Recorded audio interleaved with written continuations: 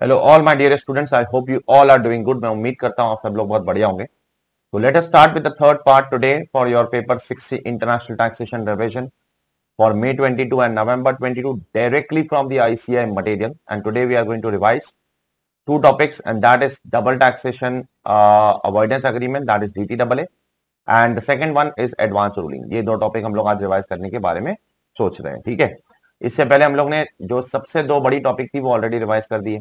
That is अपना transfer pricing already revise हो चुका है, और नॉन रेसिडेंट टैक्सेशन भी ऑलरेडी पूरा का पूरा रिवाइज हो ही चुका है। ठीक है, तो अभी हम लोग आगे बढ़ते हैं towards our third topic and the fourth topic, that is double taxation relief and then the advance ruling का टॉपिक। ठीक है, सबसे पहले डबल टैक्सेशन के बारे में एक बेसिक कॉन्सेप्ट दिया गया है कि डबल टैक्सेशन होता क्यों है। डबल टैक्सेशन होता है because of the source rule and the residence rule. अगर एक कंट्री अपने एसएससी को टैक्स लगाने के लिए सोर्स रूल भी अप्लाई करती है, रेजिडेंस रूल भी अप्लाई करती है, तो डबल टैक्सेशन होकर रहेगा। और अगर डबल टैक्सेशन होकर रहेगा तो उसको एलिमिनेट करना बहुत जरूरी है, नहीं तो ये अनड्यू हार्डशिप हो जाएगा एसएससी के ऊपर। ये बिजनेस को इंपैक्ट करेगा, ये लोगों को इंपैक्ट करेगा, और बहुत ज्यादा too much excessive taxation is not good for economy. Therefore there should be ways to give relief. यही भाषण दिया है पहले पैराग्राफ में। ऑब्वियसली ये भाषण आपको कोई एग्जाम में पूछ लेने वाला है कि why double taxation came in India, that every student should know यार। Now what is the provision, provision क्या है उस पर बात कर सकते हैं हम लोग। ठीक है, तो गवर्नमेंट रिलीफ कैसे देगी? दो किस्म से गवर्नमेंट रिलीफ देगी। एक तो बायलैटरल रिलीफ। बायलैटरल रिलीफ मतलब जहां पर Indian government will enter into an agreement with the foreign government, उसको बोलेंगे बायलैटरल रिलीफ। और इंडिया ने अब तक 100 से ज्यादा देशों के साथ अग्रीमेंट कर लिया है। और बायलैटरल रिलीफ में भी दो मेथड है आपको रिलीफ देने के, एक एग्जेम्पशन मेथड है, एक क्रेडिट मेथड है। एग्जेम्पशन मेथड में क्या होता है सर कि टैक्स सिर्फ एक ही कंट्री में लगता है। मतलब इंडिया का बंदा अगर बाहर की कंट्री में टैक्स भरकर आता है और इंडिया और बाहर वाले की देश के साथ हमारा DTAA है, तो फिर टैक्स सिर्फ बाहर की कंट्री में लगेगा, इंडिया उसको फुल्ली एग्जाम कर देगा। उसको बोलते हैं एग्जाम्पशन मेथड। दूसरा होता है क्रेडिट मेथड। क्रेडिट मेथड में क्या होता है, दोनों देश में टैक्स लगता है, इंडिया में भी टैक्स लगेगा और बाहर जाकर आपने जहां गुल खिलाए हैं, जहां बाहर जाके पैसे कमाए हैं, वहां पर भी टैक्स लगेगा। और फिर इंडिया गवर्नमेंट आपने उधर जितना भी टैक्स भरा है उसमें से यहां पर इंडिया गवर्नमेंट आपको कुछ रिलीफ दे देगी। ठीक है, तो बायलैटरल रिलीफ के अंदर भी दो मेथड है जो आपको क्रेडिट देने के लिए, मदद देने के लिए गवर्नमेंट ने बनाया। Exemption method only tax in one country, credit method tax in both country, and the resident country will give you what, will give you the relief. Okay, now unilateral relief भी क्या होता है? Unilateral relief वहां पर दिया जाएगा जहां पर हमारा सामने वाले देश के साथ DTAA नहीं है। अगर हमारा सामने वाले देश के साथ DTAA नहीं है तो फिर इंडियन गवर्नमेंट को जग मरा के अपने देश के रेसिडेंट्स को भी रिलीफ तो देनी पड़ेगी। हाँ, अगर सामने वाले देश के साथ अगर हमारा अग्रीमेंट है तो हम लोग बायलैटरल रिलीफ दोनों देश आपस में बात करके प्रोविजन बनाएंगे और DTAA के हिसाब से रिलीफ देंगे। लेकिन अगर DTAA नहीं है तो इंडियन गवर्नमेंट को रिलीफ देना पड़ेगा। और इनकम टैक्स लॉ में रिलीफ कहां दिया जाता है? Unilateral relief is given under section 91। Okay, now और आगे जाकर अपने को रूल 128 भी पढ़ना पड़ेगा कि आपको FTC मतलब फॉरेन टैक्स क्रेडिट का रिलीफ कैसे मिलता है, उसका तरीका क्या, एक्सेट्रा एक्सेट्रा। वो हम लोग इस चैप्टर में भी पढ़ेंगे और आगे जाकर एनेक्चर के अंदर भी देखने वाले। ठीक है, नाउ तो अभी हम लोग शुरू करते हैं सबसे पहले अपना bilateral relief. Bilateral relief section 90 के बारे में बात करता हूं मैं, और यूनिलैटरल रिलीफ सेक्शन 91 के अंदर दिया गया है। बायलैटरल रिलीफ इनफैक्ट दो सेक्शन में दिया गया है, सेक्शन 90 में भी दिया गया है, सेक्शन 90 कैपिटल A में भी दिया गया है। दोनों में कोई भी फर्क नहीं है, सिर्फ एक मामूली फर्क है। वो क्या फर्क है वो मैं बता दूंगा आपको थोड़ी देर बाद। बाकी कुछ भी फर्क नहीं है 90 और 90A के अंदर। हाँ, 91 ऑब्वियसली अलग है क्योंकि वो यूनिलैटरल रिलीफ है। अब बायलैटरल रिलीफ हमको क्या बोलना चाहता है? ठीक है, सबसे पहले सेक्शन 90 सब सेक्शन 1 आपको ऑब्जेक्टिव बताता है कि गवर्नमेंट ऑफ इंडिया, हमारे देश की गवर्नमेंट दूसरे देश की गवर्नमेंट के साथ ट्रीटी क्यों करती है। अब हमारे देश की जो गवर्नमेंट है, the central government not only enters treaty with foreign countries but it also enter treaties with what, foreign authorities। मतलब सर हमारी देश सिर्फ बाहर के कंट्रीज के साथ ट्रीटी नहीं करती है, बल्कि छोटी छोटी बहुत सारी टेरिटरीज है, like Bahama island, like Bermuda island, like for example Macao, like for example Hong Kong, like for example isle of man, और ऐसे बहुत सारे छोटे पनामा एक्सेट्रा, पैराडाइज एक्सेट्रा, ऐसे बहुत सारे छोटे आइलैंड है जो एक कंट्री नहीं है बल्कि एक टेरिटरीज है, स्पेसिफाइड टेरिटरीज है। गवर्नमेंट उनके साथ भी DTAA कर सकती है और गवर्नमेंट करती भी है।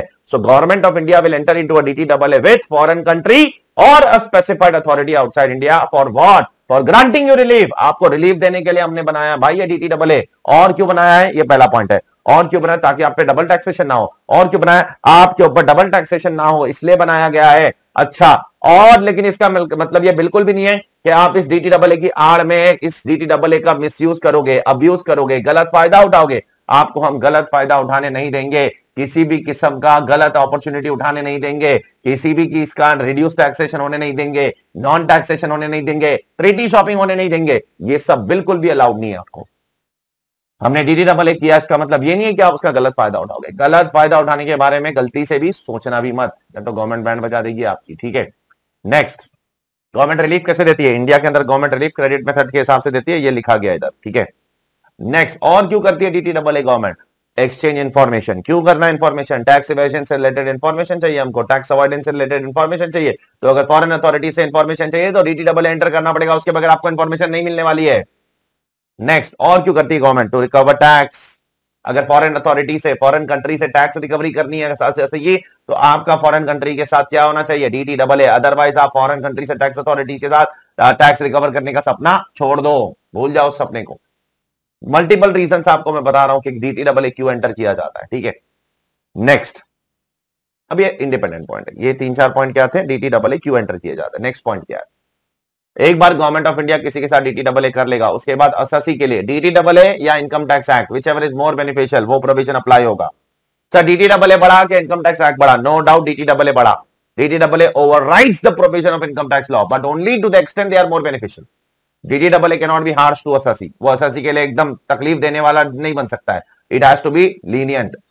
और अगर हार्श बनता है तो फिर इनकम टैक्स एक्ट का प्रोविजन अप्लाई होगा, जो भी ज्यादा बेनिफिशियल है वो एसएससी के लिए अप्लाई होगा। ये लिखा गया यहां पर सेक्शन सबसेक्शन 2 के अंदर। लेकिन सुन लो, उसमें एक एक्सेप्शन है, सिर्फ एक एक्सेप्शन। वो एक्सेप्शन ये है, by default income tax act और DDAA whichever is more beneficial will apply. लेकिन इन केस ऑफ गार चैप्टर 10A, ऑलवेज गार विल अप्लाई इवन इफ गार is harsh, even if DDAA is more beneficial and GAR is not, even if DDAA is more beneficial and Income Tax Act is not, still GAR provisions will apply on the SSC. तो GAR के case में आप whichever is more beneficial मत देखना, ठीक है। Next, DDAA के अंदर बहुत सारे शब्द डिफाइंड होते हैं, बहुत सारे शब्द यूज होते हैं। अगर कोई शब्द DDAA में डिफाइंड ही नहीं है और इनकम टैक्स एक्ट में भी डिफाइंड नहीं है, तो इंसान क्या करेगा?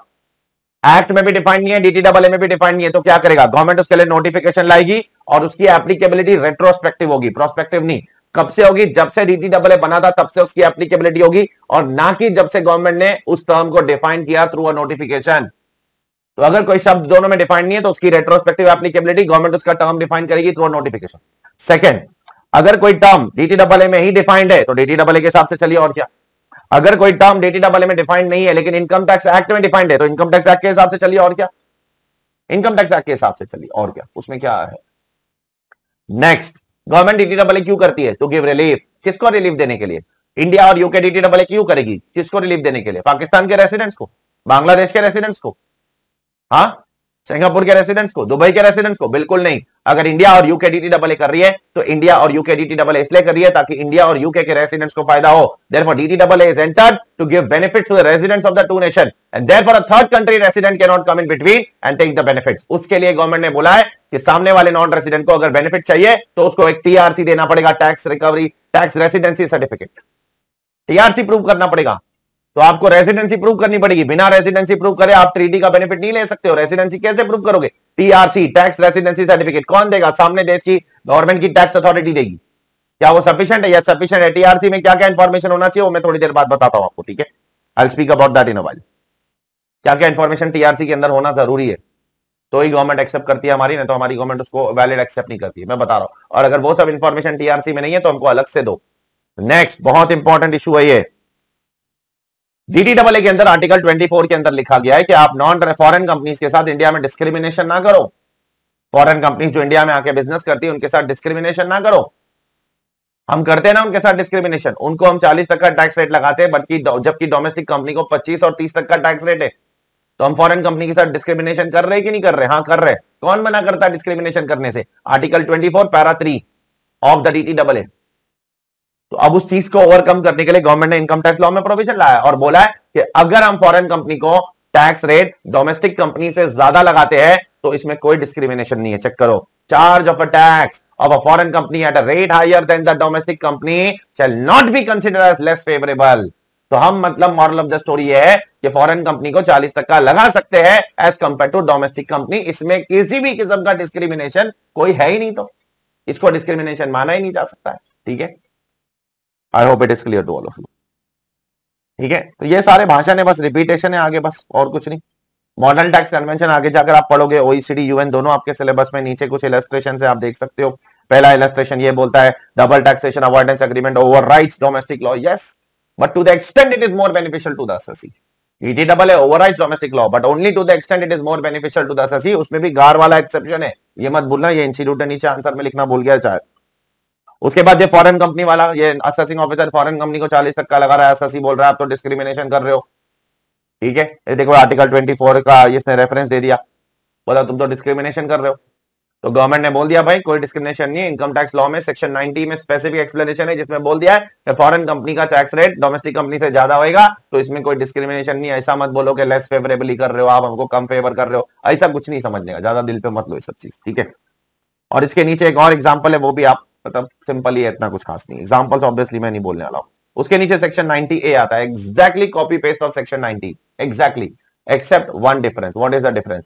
90 में कौन एंटर करता है treaty? Indian government treaty enter करती है विद द फॉरेन गवर्नमेंट और स्पेसिफाइड टेरिटरी। यहां पर इंडियन गवर्नमेंट ट्रीटी एंटर नहीं करेगी, बल्कि गवर्नमेंट ने कुछ एसोसिएशंस बनाई है, इसका नाम देंगे हम स्पेसिफाइड एसोसिएशन। उन पे रिस्पॉन्सिबिलिटी डाल दी है कि अब आप फॉरेन कंट्रीज के स्पेसिफाइड, फॉरेन टेरिटरीज के स्पेसिफाइड एसोसिएशन के साथ ट्रीटी करोगे। तो सबसे पहला डिफरेंस, यहां पर गवर्नमेंट ट्रीटी एंटर नहीं करती है, गवर्नमेंट की कुछ डेलीगेटेड एसोसिएशन है वो ट्रीटी एंटर करेगी। सेकंड डिफरेंस, बड़ा डिफरेंस, यहां पर किसी देश के साथ ट्रीटी नहीं करोगे आप, सिर्फ स्पेसिफाइड टेरिटरीज के एसोसिएशन के साथ ट्रीटी करोगे, कंट्री के साथ ट्रीटी नहीं करते हो। तो इंडिया की specified association will do a treaty with the specified association of specified territory, not with specified country. Countries के साथ के लिए सेक्शन 90A नहीं है, उसके लिए सेक्शन 90 है। बस यही डिफरेंस है, बाकी सारा पॉइंट सेम है, चेक कर लेना, सब कुछ कॉपी पेस्ट है, जो उधर था वो इधर है, सब कुछ वैसे का वैसे ही डाला है। हाँ, बस यहां पर एक एक्स्ट्रा इंफॉर्मेशन डाल दिया जो उधर भी डालना चाहिए था 90 के अंदर, कि गवर्नमेंट को टीआरसी के अंदर क्या क्या चाहिए, क्या क्या चाहिए। देखो, स्टेटस चाहिए एसएससी का, इंडिविजुअल है, एचयूएफ है, फॉर्म है, क्या है, स्टेटस दो। दूसरा, उसका नेशनलिटी चाहिए, अगर वो कंपनी फॉर्म एओपी बीओआई है तो उसका नेशनलिटी या कंट्री ऑफ इनकॉर्पोरेशन चाहिए, अगर इंडिविजुअल है तो नेशनलिटी, और अदर देन इंडिविजुअल है तो उसका क्या चाहिए, हमको डेटा चाहिए कि भाई वो कहां पर इनकॉर्पोरेटेड है। उसका टैक्स आइडेंटिफिकेशन नंबर चाहिए, या ऐसा कोई भी नंबर जिसके थ्रू उसके देश की गवर्नमेंट उसको आइडेंटिफाई करती है, similar to PAN which is there in India. Period चाहिए, कितने टाइम के लिए ये सर्टिफिकेट एप्लीकेबल है, generally this certificate is applicable for a year. Next year आपको वापस से वो सर्टिफिकेट लेना पड़ता है, क्योंकि ईयर टू ईयर बेसिस पे आपका रेसिडेंशियल स्टेटस चेंज हो सकता है किसी भी देश के इनकम टैक्स लॉ में। फिर एड्रेस चाहिए उस एसएससी का, ठीक है। हाँ, अगर ये सारा इंफॉर्मेशन ऑलरेडी टीआरसी के अंदर है तो ये सब नहीं चाहिए, अगर नहीं है तो अलग से दो, ऑलरेडी टीआरसी में है तो नहीं चाहिए, नहीं है तो अलग से दो। ये सारा information it has to be kept and maintain by the SSC, और इनकम टैक्स अथॉरिटी जब मांगेगा तो उसको देना पड़ेगा, ठीक है। फिर वापस यहाँ पर रिपीट होता है वो charge of tax at a rate higher than blah blah blah blah, जो भी मैंने आपको बोला, ये सब भाषण है, ठीक है। इसके नीचे कुछ इलस्ट्रेशन है वो आप देख सकते हो, जिसके अंदर वापस से वही पूरा का पूरा पॉइंट रिपीट किया है। Now coming to section 91, this is very important for exam. इस पे 15-15, 20-20 मार्क के क्वेश्चन आते हैं एग्जाम के अंदर, पूरी की पूरी केस स्टडी आती है, केयरफुल रहना। इसके ऊपर जितनी भी केस स्टडी है वो सब अच्छे से करके जाना एग्जाम के, ठीक है। मैंने क्लास में आपको करवाया उसकी केस स्टडी बहुत जबरदस्त वाली। तो यहाँ पर सेक्शन 91 कब एप्लीकेबल है, कब एप्लीकेबल है? अब यहाँ पर इंडियन गवर्नमेंट और फॉरेन गवर्नमेंट के बीच में DTAA नहीं है, तो इंडियन गवर्नमेंट को अपनी तरफ से उसको क्या देना पड़ेगा, रिलीफ देना पड़ेगा। There is no option with the Indian government, Indian government को अपनी तरफ से रिलीफ देना पड़ेगा। कैसे रिलीफ देगी? Unilateral relief. लेकिन ये सेक्शन कब एप्लीकेबल है? ये सेक्शन एप्लीकेबल है if the assessee fulfils the following condition. First condition, the assessee should be resident of India during the previous year. Second, उसकी इनकम इंडिया में अक्रू नहीं होनी चाहिए, इंडिया के बाहर अक्रू नहीं होनी चाहिए। थर्ड, उसकी इनकम इंडिया में डीम टू अक्रू भी नहीं होनी चाहिए, बाहर ही अक्रू होनी चाहिए। भाई, इंडिया में अक्रू भी नहीं होनी चाहिए, डीम टू अक्रू भी नहीं होनी चाहिए, बाहर होनी चाहिए। फोर्थ, उसकी income should be subject to tax in the foreign country. Fifth, उसने फॉरेन कंट्री में टैक्स भी भरा होना चाहिए। पता चलता है उसको फॉरेन कंट्री में टैक्स ही नहीं लगता है, एग्जेम्प्ट है वो इनकम, तो फिर रिलीफ का आएगा? अगर फॉरेन कंट्री में टैक्स ही नहीं भरा है तो इंडिया में रिलीफ क्या मांगना है? रिलीफ उस चीज का मांगेगा तू जो भरा है उधर। सिक्स्थ, इंडिया और फॉरेन कंट्री के बीच में सबसे बड़ा सवाल कि दोनों के बीच में क्या नहीं होना चाहिए? अग्रीमेंट नहीं होना चाहिए। अगर अग्रीमेंट हो गया तो सेक्शन 90 में बायलैटरल रिलीफ मिलेगा, अग्रीमेंट नहीं होना चाहिए। ये सारे कंडीशन फुलफिल हो जाते हैं तो इंडिया में एसएससी को क्या मिलेगा? Unilateral relief. कैसा मिलेगा? सबसे पहले उसकी इनकम कंप्यूट करो, सब कुछ इंक्लूड करके इनकम कंप्यूट करो, एवरेज टैक्स रेट निकालो इंडिया में, फिर देखो एवरेज टैक्स रेट फॉरेन में कितना है, which ever is lower will be allowed, और कितनी इनकम पे मिलेगा? जितनी भी डबली टैक्स इनकम है उसके ऊपर उसको इंडिया का एवरेज टैक्स रेट या फॉरेन का average tax rate, which ever is lower, उतना रिलीफ मिल जाएगा। इसमें अलग अलग किस्म के अतरंगी क्वेश्चन मैंने आपको कराया हूं पेपर 6 में। पेपर 7 में इतना डिफिकल्ट क्वेश्चन नहीं आता है, बट इसमें अलग अलग किस्म के क्वेश्चन कराया हूं। कभी कभी फॉरेन कंट्री में एक इनकम एसएससी ने कमाया, जो वहां टैक्स है यहां भी टैक्स है, जो वहां टैक्स है यहां टैक्स नहीं है, जो वहां टैक्स नहीं है यहां टैक्स है, फिर वहां पर कुछ लॉस है, जो यहां अलाउड है वहां अलाउड नहीं है, वहां अलाउड है यहां अलाउड नहीं, इस तरीके के मल्टीपल क्वेश्चन। प्लस कभी कभी तो फॉरेन कंट्री का टैक्स रेट डायरेक्टली भी नहीं दिया है, फॉरेन कंट्री का पहले स्लैब रेट दिया है, तो पहले उसका स्लैब रेट से पहले उसका टैक्स निकालो, फिर उसका एवरेज रेट लो, फिर इंडिया के रेट से कंपेयर करो। सब खिचड़ी, सब खिचड़ी। इसके लिए आपको बहुत अच्छे से वो केस स्टडी देखनी पड़ेगी, तभी आपको क्लैरिटी आएगी। ठीक है, इससे ज्यादा मैं बोल नहीं पाऊंगा अभी ना। यहाँ पर एक दो और छोटे कॉन्सेप्ट है, इसमें बीच में कुछ क्वेश्चन है। मिस्टर कमेश वाला क्वेश्चन अच्छा है बहुत, ये देख सकते हो, लेकिन इससे भी थोड़ा और ट्रिकी क्वेश्चन एग्जाम में आता है, लेकिन ये अच्छा क्वेश्चन है, ये आपके लिए बेस बिल्डअप करने के लिए अच्छा क्वेश्चन। ना एफटीसी के बारे में बात करते हैं। आपने फॉरेन में जो भी टैक्स भरा है, bilateral relief, unilateral relief, section 90 में भरा है, सेक्शन 91 में भरा है, जिसका आपको इंडिया में क्रेडिट मिलना है। इंडिया क्रेडिट मेथड फॉलो करता है, इंडिया एग्जेम्पशन मेथड फॉलो नहीं करता, ये चीज याद रखना। तो सबसे पहले बाहर आपने जो भी टैक्स भरा है वो आपको इंडिया में क्रेडिट कभी मिलेगा, ये पहला सवाल है। ठीक है, तो क्रेडिट कब मिलेगा, उसका पहला सवाल का जवाब यहां दिया गया है। उसका क्रेडिट तब मिलेगा जब वो इनकम इंडिया में आप जिस साल में ऑफर करोगे। बाहर आपने 1 करोड़ रुपए के ऊपर 10% टैक्स भरा है, 10 लाख रुपया, तो इंडिया में जब वो 1 करोड़ रुपया ऑफर करोगे उस साल में आपको उस 10 लाख रुपए का क्रेडिट मिलेगा। अच्छा, अगर इंडिया में वो इनकम एक साल में टैक्सेबल नहीं है, ओवर द ईयर टैक्सेबल है, तो फिर आपको क्रेडिट भी ओवर द ईयर प्रोपोर्शनेटली मिलेगा। चेक करो, ओवर द ईयर प्रोपोर्शनेटली मिलेगा। अच्छा सर, वो बायलैटरल रिलीफ में भी 128 का क्रेडिट मिलेगा और यूनिलैटरल रिलीफ में भी मिलेगा? यस, दोनों में मिलेगा, डोंट वरी, दोनों में मिलेगा, डोंट वरी। ठीक है, नेक्स्ट सर, क्रेडिट किसके अगेंस्ट मिलेगा? जो भी आप मैंने से 10 लाख रुपया टैक्स इंडिया के बाहर भरा, वो इंडिया में मैं किसके अगेंस्ट नॉक ऑफ कर सकता हूं? टैक्स के अगेंस्ट नॉक ऑफ कर सकते हो, सरचार्ज के अगेंस्ट नॉक ऑफ कर सकते हो, और सेस के अगेंस्ट। बस ये तीन चीज के अगेंस्ट नॉक ऑफ कर सकते हो। इसका मतलब किसके अगेंस्ट नॉक ऑफ नहीं कर सकता हूं? ये आप बाहर जो भी टैक्स भर रहे हो, इंडिया में क्रेडिट लेने आ रहे हो ना, वो आप इंटरेस्ट के अगेंस्ट नॉक ऑफ नहीं कर सकते हो, फी के अगेंस्ट नॉक ऑफ नहीं कर सकते हो, और पेनल्टी के अगेंस्ट नॉक ऑफ नहीं कर सकते हो। You can not do that. Sir credit कितना मिलेगा इंडिया में? वो मैंने आपको पहले ही बता दिया है। ठीक है, मैं फिर से एक बार बोल देता हूं। जितना भी टैक्स तूने इंडिया में भरना है, कंपेयर विद जितना भी टैक्स तूने बाहर भरा है, whichever is lower of the two will be allowed as credit. Suppose बाहर तूने 1 करोड़ की इनकम कमाया और बाहर तूने 30% 20% टैक्स भरा है और इंडिया में 30% टैक्स भरा है, तो देखो वहां पे 20% टैक्स भरा है, इंडिया में 30 भरा है, तो देखो इंडिया में क्रेडिट कितना मिलेगा? 20% का, उससे ज्यादा नहीं मिलेगा। अच्छा, अगर मैंने बाहर 40% भर दिया और इंडिया में 30% है, तो एक्सेस टैक्स जो मैंने बाहर भरा हूं उसका क्या होगा? वो लैप्स हो जाएगा, चेक कर। अगर बाहर एक्सेस एफटीसी भर के रखा है, इंडिया में टैक्स रेट कम है, तो excess is not allowed to be carried forward, India में वो एफटीसी डिसअलाउड है, excess amount should be ignored, ऐसा लिखा है साफ साफ। And one last thing over here, बाहर जो तू टैक्स भरेगा वो तो तू भरेगा फॉरेन करेंसी में, और इंडिया में जो टैक्स का क्रेडिट लेगा वो तू रुपीस में लेगा, तो कन्वर्ट कैसे करेगा? जिस मंथ में भी तूने बाहर भरा है या जिस मंथ में भी तेरा बाहर टीडीएस कटा है फॉरेन करेंसी में, उस मंथ के पिछले महीने के लास्ट डे के टीटीबीआर के हिसाब से कन्वर्ट करेगा। मिसाल के तौर पर मार्च, अगर मार्च में तेरा टैक्स इंडिया के बाहर भरा है या मार्च में तेरा टैक्स इंडिया के बाहर कटा है, तो 28 फेब 2022 का तू क्रेडिट कन्वर्जन रेट लेगा टीटीबीआर। चेक करो, बहुत इंपॉर्टेंट है। इसके बारे में आगे जाकर और बोलूंगा मैं, जब मैं एनेक्चर के अंदर जाकर रूल 128 पे एक बार और बोल दूंगा। ठीक है, कुछ खास नहीं है, सेम ही है उधर भी, बट एक दो एक्स्ट्रा पॉइंट है उधर, कैरी बैकवर्ड ऑफ लॉस वाला कॉन्सेप्ट है वहां पर, तो उस पर मैं एक बार बात कर लूंगा। ठीक है, don't worry. Now there is 1 or 2 more small points over here which I need to address to complete this topic, concept of permanent establishment। देखो, परमानेंट एस्टैब्लिशमेंट का जो कॉन्सेप्ट है ना, ये बहुत वाइडर कॉन्सेप्ट है और इसके बारे में ज्यादा डिटेल में आप पढ़ोगे अपने आगे मॉडल कन्वेंशन वाले चैप्टर में। लेकिन फिर भी मैं आपको बोलना चाहता हूं, अगर एक नॉन रेसिडेंट की बिजनेस इनकम को इंडिया में चार्जेबल करना है ना, तो उसका इंडिया में परमानेंट एस्टैब्लिशमेंट होना चाहिए। But income tax law permanent establishment पे ज्यादा फोकस नहीं करता है। इनकम टैक्स लॉ क्या बोलता है? नॉन रेसिडेंट की बिजनेस इनकम को इंडिया में चार्ज करना है ना, तो इंडिया में उसका बिजनेस कनेक्शन होना चाहिए। तो इनकम टैक्स लॉ किस पे एम्फेसिस डालता है? बिजनेस कनेक्शन टर्म पे एम्फेसिस डालता है। और डीटीडब्ल्यूए किस पे एम्फेसिस डालता है? डीटीडब्ल्यूए एम्फेसिस डालता है पीई पे, परमानेंट एस्टैब्लिशमेंट। सर दोनों में से ज्यादा वाइडर कौन सा है? दोनों में से ज्यादा वाइडर अगर आप मुझसे पूछो तो वो है business connection. The term used in income tax law is more wider, is far wider as compare to the term used in डीटीडब्ल्यूए। बस यही फर्क है और कुछ नहीं। इसके ऊपर ज्यादा डिटेल में मैं आगे जाकर बोलूंगा, जब मैं आगे जाकर आपको परमानेंट एस्टैब्लिशमेंट का कॉन्सेप्ट बताने वाला हूं। तो ध्यान से देख लेना, डीटीडब्ल्यूए क्या टर्म यूज करता है? Permanent establishment. इनकम टैक्स क्या टर्म यूज करता है? Business connection. Now one last thing in this particular topic, not much important, the least important part of this topic, that is taxation of BPO units in India। अब suppose बाहर कोई foreign company से, US में कोई foreign company है, उसने India में एक आईटी एनेबल्ड बीपीओ सेटअप किया। ठीक है, मतलब एक सेटअप इंडिया में उसका कॉल सेंटर है, सर्विस सेंटर है, उसको आप बीपीओ बोलोगे और क्या। लेकिन कंपनी की तरह कंपनी बाहर है, इंडिया में कौन है? उसका बीपीओ है। अब वो क्या बीपीओ पे टैक्स लगेगा इंडिया में? हाँ बीपीओ जो कमीशन कमा रहा है उस पर तो टैक्स लगेगा, लेकिन क्या उस नॉन रेसिडेंट पे इंडिया में टैक्स लगेगा? उसके लिए सीबीडीटी ने बोला है कि आईटी एनेबल बीपीओ के लिए हम एक सर्कुलर ला रहे हैं। इनकम टैक्स लॉ में तो उस पर कोई क्लैरिटी नहीं है, कुछ भी नहीं बोलता है, लेकिन 2004 में सीबीडीटी ने एक सर्कुलर लाया था, उसके अंदर डिटेल में बोला है कि एक्जैक्टली उसकी टैक्सेबिलिटी क्या होगी। अब जस्ट एक एग्जांपल लो, नॉन रेसिडेंट बाहर बैठा है, इंडिया में उसका एक बीपीओ है जो कॉल सेंटर वॉल सेंटर है, ठीक है।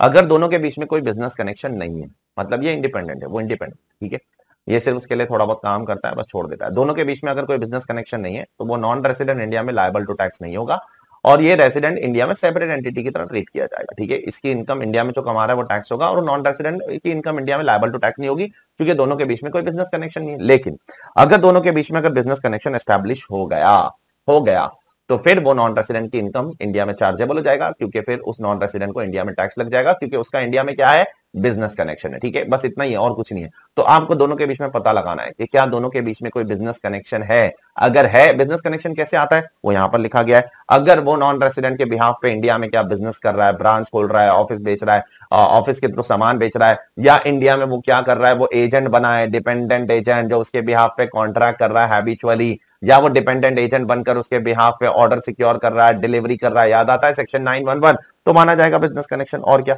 अच्छा एक बार उसका बिजनेस कनेक्शन एस्टैब्लिश हो गया तो फिर उसको प्रॉफिट्स एट्रीब्यूट करना पड़ेगा इंडिया के अंदर, और इंडिया के अंदर प्रॉफिट्स एट्रीब्यूट करके उसको टैक्स निकालना पड़ेगा। टैक्स निकालना पड़ेगा आर्म्स लेंथ प्राइस के हिसाब से, उसको डील करना पड़ेगा, और सारा का सारा कैलकुलेशन इनकम टैक्स के प्रोविजन अकाउंटिंग प्रिंसिपल्स के हिसाब से उसको सारे के सारे कैलकुलेशन करना पड़ेगा। ये सारा भाषण यहां से लेकर यहां तक दिया गया और कुछ नहीं। मॉरल ऑफ द स्टोरी ये पूरा का पूरा, सबसे पहली चीज ये सिर्फ और सिर्फ सर्कुलर आईटी एनेबल्ड बीपीओ है, उसी के लिए, दूसरे बीपीओ के लिए नहीं है। एक नॉन रेसिडेंट का इंडिया में अगर आईटी एनेबल्ड बीपीओ है तो क्या वो नॉन रेसिडेंट की इनकम इंडिया में टैक्स होगी कि नहीं होगी, वो डिपेंड करता है दोनों के बीच का बिजनेस कनेक्शन। अगर दोनों के बीच में कोई बिजनेस कनेक्शन नहीं है तो non resident separate, resident separate, non resident की इनकम इंडिया में टैक्स नहीं। अगर दोनों के बीच में बिजनेस कनेक्शन है, नॉन रेसिडेंट की इंडिया में टैक्स हो जाएगी इनकम, और इनकम एट्रीब्यूट करना पड़ेगा, कंप्यूटेशन करना पड़ेगा, एक्सेट्रा एक्सेट्रा एक्सेट्रा। ये सारा भाषण यहां पर दिया गया, एक बार देख लो, फिर हम लोग आगे बढ़ेंगे towards our next topic. Now let us go ahead with the next topic and that is advanced ruling बोलो या बोर्ड फॉर एडवांस रूलिंग बोलो, जो भी बोलना है बोलो। दोनों सही तो नहीं बोलूंगा, बोर्ड फॉर एडवांस रूलिंग बोलना ज्यादा सही है, क्योंकि अब एडवांस रूलिंग 1 सितंबर 2021 से निकल चुका है, ठीक है। नाउ लिसन केयरफुली, जरा ध्यान से सुनना, इसमें बहुत सारी खिचड़ी बना दी है गवर्नमेंट ने।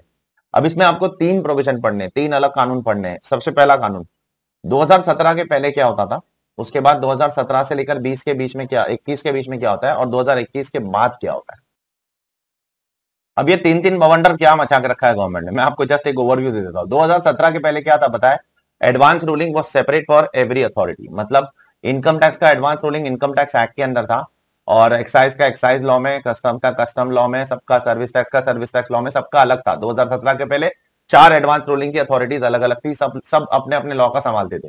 अब 2017 में गवर्नमेंट ने इनकम टैक्स वाला हटा दिया और बोला अब से सब मर्ज हो जाएगा, मतलब income tax, service tax, GST, VST जो भी है सब मर्ज होकर एक बनाएंगे हम लोग, और उसको हम लोग फाइनेंस एक्ट 2017 के अंदर डाल देंगे। तो अभी मर्ज हो गया सब कुछ। अब 2021 में गवर्नमेंट ने एडवांस रूलिंग का कॉन्सेप्ट ही हटा दिया, तो फिर से अभी क्या हो गया, इनकम टैक्स का अलग, एक्साइज का अलग, कस्टम का अलग, सबका अलग। तो ये मतलब क्या टाइम पास कर रहे हैं मेरे को समझ में नहीं आता है, ठीक है। एनीवेज, अपने को क्या पढ़ने का है, अनफॉर्चुनेटली अपने को सब पढ़ने का है। 2017 के पहले वाला भी पढ़ना है, 2017 के बाद वाला भी पढ़ना है, और 2021 के बाद वाला भी पढ़ना है। अनफॉर्चुनेटली इंस्टीट्यूट ने सब डाल दिया मॉड्यूल में, ठीक है। क्या मालूम काय को पढ़ा रहा है, इतना नॉलेज काय को दे रहा है। चलो ठीक है, नॉलेज दे रहा है तो अच्छी बात है, नॉलेज कभी भी दे रहा है तो उसके लिए मैं मना नहीं करूंगा, बट स्टिल इतना ज्यादा कोई इंपॉर्टेंट टॉपिक नहीं है प्रैक्टिकल लाइफ में। तो चलो देखते हैं अब क्या है इसके अंदर। सबसे पहले यहाँ देखो, 1 सितंबर 2021 से क्या होने वाला है, आपका बोर्ड फॉर एडवांस रूलिंग आने वाला है, और advance ruling with cease to operate, वो बंद हो जाएगा, ठीक है। एडवांस रूलिंग अभी आपका नहीं आने वाला है, ठीक है। सबसे पहली चीज ये दिमाग में रखो। तो सबसे पहले यहां पर हम लोग क्या देखेंगे, एप्लीकेंट कौन होगा, ठीक है। एप्लीकेंट देखो सब में सेम है, 2017 के पहले भी वही था, 2017 के बाद भी वही है, और 2021 के बाद भी वही है। मैं सबको कुछ बहुत क्लियरली बोलूंगा एप्लीकेंट कौन कौन हो सकता है। तो यहाँ पर देखो लंबी लिस्ट दी गई है, आप ये पूरा पढ़ लो, ये पूरा पढ़ लो, यहां तक पढ़ लो, या डायरेक्टली ये पढ़ लोगे तो भी एक ही बात है, दोनों एक ही बात है। वो यहां से यहां तक पढ़ो या डायरेक्टली यहां से पढ़ो, इसलिए मैं यहां से डायरेक्टली पढ़ रहा हूँ, मगजमारी ज्यादा लाइफ में मांगता नहीं है। एप्लीकेंट कौन कौन हो सकता है, सबसे पहले एक नॉन रेसिडेंट एप्लीकेशन दे सकता है अथॉरिटी फॉर एडवांस रूलिंग को, या बोर्ड फॉर एडवांस रूलिंग, जो भी नाम बोलना है बोलो, दोनों के लिए सेम प्रोविजन है। एक रेसिडेंट, एक नॉन रेसिडेंट एप्लीकेशन दे सकता है, क्यों दे सकता है, बिकॉज उसको इंडिया में कोई ट्रांजैक्शन करना है, इसकी टैक्सेबिलिटी, उसकी question of law, question of fact के बारे में उसको पता लगाना है, वो एप्लीकेशन दे सकता है। दूसरा, एक रेसिडेंट भी एप्लीकेशन दे सकता है जब वो किसी नॉन रेसिडेंट के साथ ट्रांजैक्शन कर रहा है और उसकी उसको टैक्स लायबिलिटी एक्सेट्रा पता लगाना है, तो वो भी दे सकता है। थर्ड, एक रेजिडेंट फिर से दे सकता है, अब वो किसी नॉन रेजिडेंट के साथ ट्रांजेक्शन नहीं कर रहा है, वो खुद ट्रांजेक्शन कर रहा है, ठीक है, मतलब इंडिया के अंदर ही कर रहा है ट्रांजेक्शन, वो किसी के साथ नहीं। तो पॉइंट नंबर 2 और 3 में फर्क है। 2 में कौन सा रेजिडेंट है, वो रेजिडेंट जो किसी नॉन रेजिडेंट के साथ ट्रांजेक्शन करता है, और 3 में कौन सा रेजिडेंट है, वो रेजिडेंट है जो किसी नॉन रेजिडेंट के साथ ट्रांजेक्शन नहीं कर रहा है। ऐसी इंडिपेंडेंट ट्रांजेक्शन है मेरे जैसा, आपके जैसा। लेकिन जो पॉइंट नंबर 3 वाला सी ना, जो किसी नॉन रेजिडेंट के साथ ट्रांजेक्शन नहीं करता है, इंडिया में नॉर्मली लोकल ट्रांजेक्शन करता है, उसके लिए गवर्नमेंट ने एक थ्रेशोल्ड रखा है। अगर उसके ऊपर तेरा ट्रांजेक्शन के वैल्यू की टैक्स लायबिलिटी आती है, तभी जाकर तेरे को यहां पर बेनिफिट मिलने वाला है, नहीं तो तू नहीं आ सकता है। पहले 2 केस में कोई मॉनेटरी थ्रेशोल्ड नहीं है, लेकिन तीसरे वाले में मॉनेटरी थ्रेशोल्ड डाल के रखा है।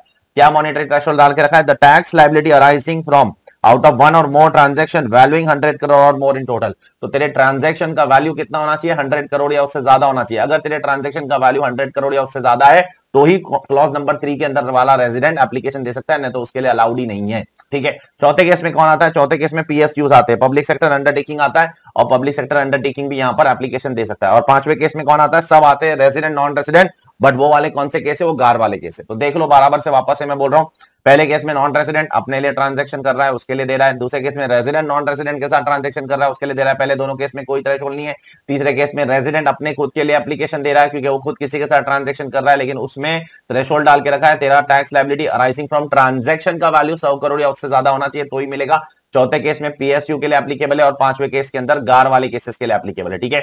अब ये जो पहला केस है, दूसरा केस है, तीसरा केस है, और ये जो ये पहले जो 3 केसेस है ना, पहले 3 केसेस, और इनफैक्ट ये पांचवा केस भी, बहुत ज्यादा ध्यान से सुनना, पहला, दूसरा, तीसरा और पांचवा, पीएसयू को छोड़ के बाकी सब केसेस में आपका केस कहीं पर भी पेंडिंग नहीं होना चाहिए। कहीं पर भी पेंडिंग नहीं मतलब इनकम टैक्स अथॉरिटी के पास अगर पेंडिंग है तो आप एआर के पास नहीं आ सकते हो, या तो आईटैट के पास पेंडिंग है तो आप एआर के पास नहीं आ सकते हो, या तो हाईकोर्ट या सुप्रीम कोर्ट के साथ पेंडिंग है तो आप एआर के पास नहीं आ सकते हो। लेकिन पीएसयू के लिए गवर्नमेंट ने एक स्पेशल बेनिफिट दिया है, सिर्फ पीएसयू के लिए, कि उसके केस में सिर्फ हाई कोर्ट और सुप्रीम कोर्ट में पेंडिंग है तो वो नहीं आ सकता है, आईटैट और इनकम टैक्स अथॉरिटी के केस में पेंडिंग है तो वो आ सकता है।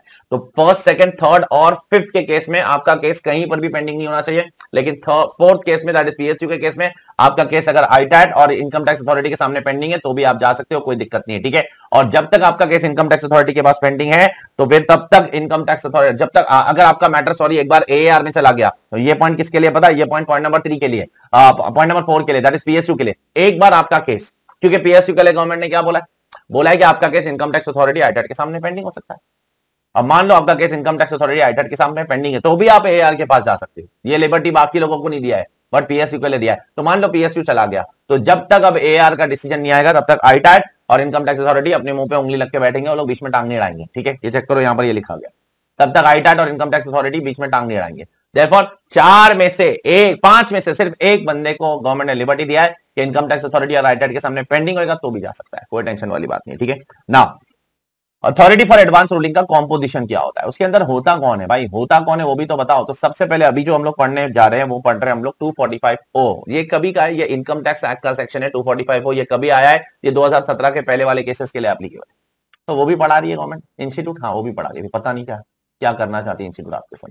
तो 2017 के पहले क्या था, 2017 के बाद क्या, सब पढ़ने का, ठीक है। और 2021 के बाद क्या, वो भी पढ़ने का। तो अभी हम लोग 2017 के पहले वाला केस पढ़ रहे हैं 245O, authority for advance ruling. उसके अंदर कौन होगा? एक चेयरमैन होगा, चेयरमैन, एक वाइस चेयरमैन, एक या एक से ज्यादा revenue member, law member. Chairman कौन होगा, वाइस चेयरमैन कौन होगा, रेवेन्यू मेंबर कौन होगा, लॉ मेंबर कौन होगा, उन सबका नीचे क्वालिफिकेशन दिया है। पहला चेयरमैन कौन होगा? एक सुप्रीम कोर्ट का जज, जो पहले जज हुआ करता था, क्योंकि लॉ में ग्रामेटिकली क्या लिखा है, हु हैज बीन अ जज, मतलब अभी प्रेजेंट जज नहीं होना चाहिए, मतलब वो पास्ट जज, सिटिंग जज नहीं होना चाहिए, रिटायर्ड जज होना चाहिए, या chief justice of high court, या तो हाई कोर्ट का जज who has been high court जज फॉर एटलीस्ट 7 ईयर्स। ये 3 में से कोई भी चेयरमैन बन सकता है, ठीक है। वाइस चेयरमैन कौन बन सकता है? हाई कोर्ट का जज, जो जज था, अभी नहीं, सब पास्ट वाली बातें, प्रेजेंट वाली बातें नहीं है इधर।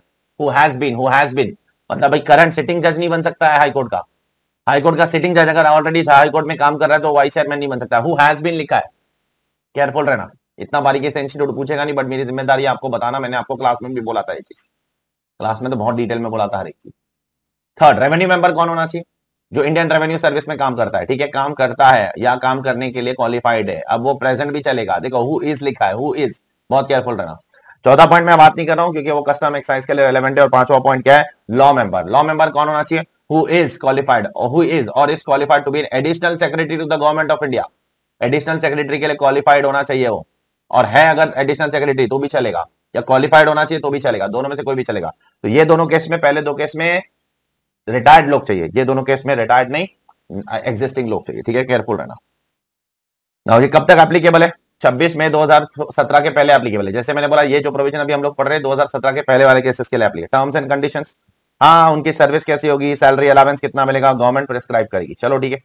सेंट्रल गवर्नमेंट प्रिस्क्राइब करेगी, अथॉरिटीज को कितने एम्प्लॉइज चाहिए, ऑफिसर चाहिए, ऑब्वियसली ये सारे अथॉरिटीज को ऑफिसर्स और एम्प्लॉइज की मदद भी तो लगेगी, और जज अकेले क्या करेगा बेचारा, उसको बहुत भी तो काम करने के लिए लोग चाहिए ना साथ में, तो गवर्नमेंट देगी उनको, डोंट वरी। लोकेशन क्या होगा उसका, नेशनल कैपिटल ऑफ दिल्ली के अंदर होगा, उनकी सारी बेंचेस दिल्ली में होगी, दिल्ली छोड़कर एआर और देश में कहीं पर भी नहीं है, ठीक है। कॉन्स्टिट्यूशन ऑफ बेंचेस वो एआर डिसाइड करेगा आपस में किसको कितना पावर देना है, ठीक है, वो सब मामूली चीज है। कॉम्पोजिशन ऑफ बेंच मैंने अभी आपको बताया, एक चेयरमैन, एक वाइस चेयरमैन, एक रॉ मेंबर, एक रेवेन्यू मेंबर एक्सेट्रा, ये सारी चीजें यहाँ पर भी दी गई है। हाँ, अभी अगर कोई चेयरमैन की डेथ हो जाती है या कोई चेयरमैन रेजिग्नेशन दे देता है तो फिर क्या होगा, तो फिर वाइस चेयरमैन उसको पोजीशन को ले लेगा चेयरमैन की, कब तक, जब तक नया चेयरमैन अपॉइंट नहीं होता है। चेयरमैन मर गया तो vice chairman will take the position जब तक नया चेयरमैन अपॉइंट नहीं होता है, या चेयरमैन अभी मरा नहीं है, बीमार है इसलिए छुट्टी पर, ठीक है, इलनेस की वजह से छुट्टी पर है, कोई और रीजन की वजह से छुट्टी पर है, तो फिर चेयरमैन क्या करे, वाइस चेयरमैन बन जाएगा चेयरमैन, कब तक, जब तक वो रेज्यूम नहीं करता है पुराना चेयरमैन। तो मैं चेयरमैन हूं, मैं बीमार पड़ गया तो मैं, मेरी जगह खाली है, तो वाइस चेयरमैन मेरी जगह बैठ जाएगा, कब तक, जब तक मैं वापस नहीं आता, मैं वापस आ जाऊंगा तो वाइस चेयरमैन को हटा दूंगा, ठीक है। ये कुछ छोटी बात है। अब जैसे कि मैंने बोला ये 2017 के पहले की कहानी है, एग्जाम के लिए मुझे नहीं लगता इतना इंपॉर्टेंट है, क्यों पढ़ा रहे हैं ये सब चीज, I don't know have any idea about it, ठीक है। अब 2017 के बाद क्या हो रहा है, 2017 के बाद गवर्नमेंट ने सब मर्ज कर दिया, income tax, service tax, GST, VST, जो भी आप नाम बोलना चाहते हो, एक्साइज, कस्टम, सबका एक अथॉरिटी फॉर एडवांस रूलिंग, एक। और वो कौन सा कानून क्या होगा उनका, उसका कानून होगा फाइनेंस एक्ट 2017। अब वो इनकम टैक्स में उसका प्रोविजन नहीं है, तो अब यहाँ पर उसके बारे में बोला गया है, अब यहाँ पर उसके रूल्स अलग होंगे, क्वालिफिकेशन अलग होंगे, सब अलग होगा, तो उसके बारे में थोड़ा बहुत इंस्टीट्यूट ने यहाँ पर डाला है, बहुत कुछ नहीं डाला है, थोड़ा बहुत ही डाला, let me tell you very clearly. तो सबसे पहले सेंट्रल गवर्नमेंट रूल बनाएगी, किसके लिए, उनके क्वालिफिकेशन के लिए रूल बनाएगी, उनका अपॉइंटमेंट कैसे होगा उसके रूल बनाएगी, टर्म ऑफ ऑफिस कितने साल के लिए ऑफिस में रहेंगे उसके लिए रूल बनाएगी, उनको सैलरी कितनी मिलेगी, अलावेंस कितना मिलेगा, रेजिग्नेशन कैसे होगा, रिमूवल कैसे होगा, इन सब के लिए रूल बनाएगी सेंट्रल गवर्नमेंट, चलो ठीक। अच्छा, टर्म ऑफ ऑफिस कितना होगा वो सेंट्रल गवर्नमेंट डिसाइड करेगी रूल में, बट वो 5 साल से ज्यादा नहीं होना चाहिए। क्या रूल में 4 साल उनका टर्म ऑफ ऑफिस हो सकता है, हो सकता है, 3 साल हो सकता है, हो सकता है, 3.5 साल हो सकता है, हो सकता है, क्या 5.5 साल हो सकता है, 5.5 साल नहीं हो सकता है। तो ये चीज दिमाग में रखना, यहाँ पर जो 5 साल लिखा है ना, ये रूल नहीं है, ये मैक्सिमम लिमिट है, मैक्सिमम गवर्नमेंट 5 साल के लिए उनको रख सकती है, उससे ज्यादा नहीं रख सकती है। रीअपॉइंटमेंट के लिए एलिजिबल, यस, एक बार 5 साल खत्म हो गया फिर से अगर कंडीशन फुलफिल करते हैं अपॉइंटमेंट के तो रीअपॉइंटमेंट के लिए एलिजिबल है, कोई दिक्कत नहीं उसमें। अच्छा, एज क्या होनी चाहिए, चेयरमैन की एज गवर्नमेंट डिसाइड करेगी रूल में, लेकिन चेयरमैन की एज 70 साल से ज्यादा नहीं होनी चाहिए, और वाइस चेयरमैन और दूसरे मेंबर्स की 67 से ज्यादा नहीं होनी चाहिए, वो तो गवर्नमेंट डिसाइड करेगी, ठीक है, ये रूल नहीं है, ये मैक्सिमम कैप है। अब उसके अंदर डिसाइड करना पड़ेगा गवर्नमेंट, ठीक है, 5 साल के अंदर डिसाइड करना पड़ेगा उनका पीरियड। एज 70 साल for chairman, 67 years for others, decide करना पड़ेगा गवर्नमेंट को, उसके अंदर रखो एज को, ठीक है। क्या गवर्नमेंट ने क्या डिसाइड किया, चलो देखते। अब ये जो पढ़ रहे हो आप क्वालिफिकेशन, सर क्या घड़ी घड़ी पढ़ा रहे हो, हाँ तो मैं क्या करूं, पहले मैं 2017 के पहले वाला पढ़ा रहा था, अब 2017 के बाद वाला पढ़ा रहा हूं, और फिर बाद में 2021 के बाद वाला बाद में बोलता हूं, ठीक है, जो अभी लेटेस्ट डेवलपमेंट है इनकम टैक्स लॉ के अंदर। तो क्वालिफिकेशन क्या होना चाहिए, अब यहां पर देखो, जज चाहिए, सुप्रीम कोर्ट का जज चाहिए चेयरमैन, या तो chief justice of high court चाहिए चेयरमैन, लेकिन अब यहां पर हैज बीन भी चलेगा और करंट भी चलेगा, देखो यहां पर इज लिखा है, करंट भी चलेगा और हैज बीन भी चलेगा, दोनों चल जाएंगे, ठीक है। केयरफुल रहना, इतनी बारीकी से प्रोविजन बनाया गया है, इतनी बारीकी से कोई पढ़ता नहीं पूरे इंडिया में, ये चीज मैं आपको गारंटी के साथ बोलता हूं, लेकिन हम लोग अपने पेपर 6 के रेगुलर बैच के अंदर, जो पेपर 6 में सिर्फ रेगुलर बैच ही होता है, फास्ट ट्रैक नहीं हो सकता है, इस सब्जेक्ट का फास्ट ट्रैक बनाऊंगा खिचड़ी बन जाएगी, इस सब्जेक्ट को डिटेल में ही पढ़ना पड़ेगा। जो रेगुलर बैच है हमारा 115 घंटे का, उसमें हम लोग इतनी बारीकी से एक एक वर्ड पे फोकस करते हैं। तो यहां पर कौन चलेगा, एग्जिस्टिंग भी चलेगा, रिटायर्ड भी चलेगा, ठीक है। वाइस चेयरमैन कौन होगा, फिर से जज ऑफ हाई कोर्ट, एग्जिस्टिंग भी, रिटायरमेंट। रेवेन्यू मेंबर कौन होगा, it should be from Indian revenue service and is qualified to be member of CBDT, CBDT का मेंबर होना चाहिए, ठीक है, मतलब कोई भी कमिश्नर, इनकम टैक्स ऑफिसर, कोई भी रेवेन्यू मेंबर बन सकता है। लॉ मेंबर कौन होगा, 10 साल का प्रैक्टिस होना चाहिए उसका, combined period of 10 years, and he has been for 10 years district जज एंड एडिशनल डिस्ट्रिक्ट जज, ये दोनों मिलाकर 10 साल उसने काम किया होना चाहिए, तब जाकर वो लॉ मेंबर बनेगा। तो लॉ मेंबर का डेफिनेशन देखो, पुराने कानून में और नए कानून में भयंकर बदला है, ठीक है। अब टर्म कितना होगा, टर्म 4 साल, अभी सर आपने पिछले पेज पे 5 साल, मैंने आपको फिर से बोल रहा हूं कि वहां पर मैक्सिमम लिमिट था, अब रूल के अंदर 4 साल लिखा है, तो मैं क्या करूं, मैक्सिमम 5 साल था, रूल बोलता है 4 साल। अच्छा, एज कितनी होनी चाहिए, चेयरमैन के लिए 70 साल एज, तो वहां पर भी मैक्सिमम 70 साल था, यहां पर भी 70। वाइस चेयरमैन के लिए 65, दूसरे मेंबर्स के लिए भी 65 इयर्स की एज गवर्नमेंट ने डाल के रखी है, ठीक है। I hope it is clear too. तो ये वाला क्वालिफिकेशन कब एप्लीकेबल होगा, 2017 से लेकर 2021 के बीच में, ठीक है। आगे बढ़ रहा हूं मैं। अब अगर किसी के कॉम्पोजिशन में, एआर के कॉम्पोजिशन में कौन कौन होना चाहिए, मैंने आपको बता दिया, chairman, vice chairman, law member, revenue member. अब किसी क्वालिफिकेशन में किसी के कम ज्यादा कुछ होगा, तो इसका मतलब ये नहीं है कि एआर गलत है, तो किसी के क्वालिफिकेशन में अगर कोई डिफेक्ट है या वैकेंसी में कोई डिफेक्ट है, एक आध मेंबर कम है, एक रेवेन्यू मेंबर कम है, एक लॉ मेंबर कम है, एक वाइस चेयरमैन कम है, तो इसका मतलब ये नहीं है कि एआर का रूलिंग गलत है, प्रोनाउंसमेंट गलत है, बिल्कुल भी नहीं। तो गवर्नमेंट ने अपने आप को बहुत सेफ रखा है और बोला है कि भाई एक आध अगर क्वालिफिकेशन ऊपर नीचे हो जाएगा तो एआर की रूलिंग पे क्वेश्चन उठाना मत चालू कर देना, ठीक है। नेक्स्ट, एआर के बाद जाने के लिए आपको एप्लीकेशन देना पड़ेगा। अब ये सबके लिए एप्लीकेबल है, 2017 के बाद वालों के लिए भी, 2020 के बाद वालों के लिए भी, 2020 के पहले वालों के लिए, सबके लिए भी आपको एप्लीकेशन देना पड़ेगा। सेक्शन 244 क्यू के हिसाब से एप्लीकेशन है, फीस देनी पड़ेगी। फीस कितनी है सर? फीस यहाँ पर है, देखो, अगर आपका ट्रांजैक्शन का वैल्यू 100 करोड़ तक है तो 2 लाख रुपए की फीस है, 100 से 300 करोड़ है तो 5 लाख रुपए की फीस है, और 300 करोड़ से ज्यादा है तो 10 लाख रुपए की फीस है। लेकिन पीएसयू के केस में और वो जो लास्ट वाला केस है, गार वाला केस, उसमें आपको 10,000 रुपए की फीस देनी पड़ेगी। क्लॉज 1, क्लॉज 2 है। अब 1, 2, 2A में कौन आता है? 1 में रेजिडेंट, नॉन रेजिडेंट जब अपने खुद के लिए एप्लीकेशन देता है वो आता है। 2 में कौन आता है? 2 में रेजिडेंट जब नॉन रेजिडेंट के लिए एप्लीकेशन देता है। और 2A में कौन आता है? 2A में वो जब तीसरा वाला केस आ जाता है, ठीक है। तो यहां पर आप बचा कौन सा? आपका बचा कौन? 2A में कौन सा आता है? वो अपना 100 करोड़ वाला केस।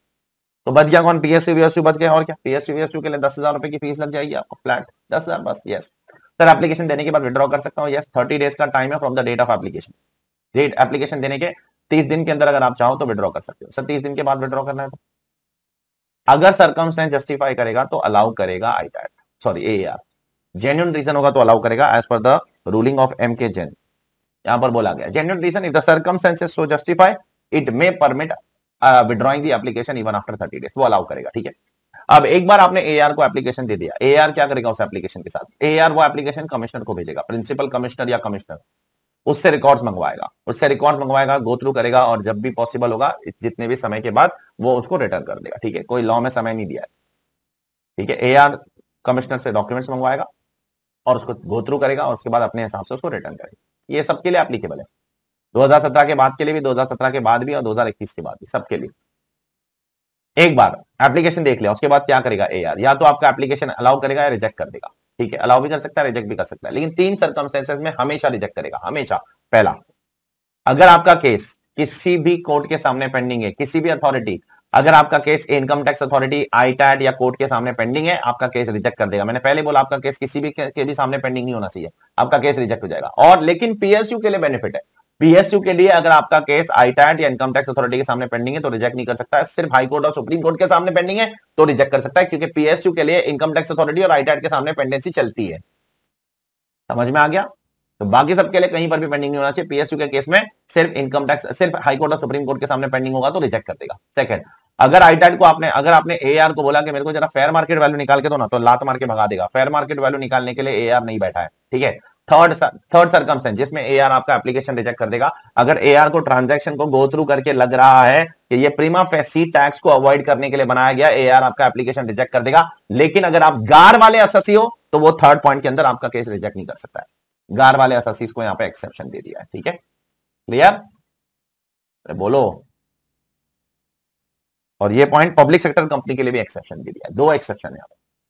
बाय डिफॉल्ट अगर एआर को लगता है कि आपका केस एकदम प्रीमा फेसी क्या चल रहा है, लफड़े वाला, वो रिजेक्ट कर देगा। लेकिन पब्लिक पीएसयू के केस में और गार वाले केसेस में वो रिजेक्ट नहीं कर सकता है। He has to accept the application and go through the entire proceeding, ठीक है। रिजेक्ट करने के पहले आपको अपॉर्चुनिटी ऑफ बीइंग हर्ड देगा, रीजन ऑफ रिजेक्शन देगा, और अगर आपका एप्लीकेशन अलाउ हो जाता है, अलाउ, तो वो 6 महीने के अंदर, within 6 months from the receipt of the application it will pass an order, ठीक है। और वो ऑर्डर आपको दे देगा, ठीक है।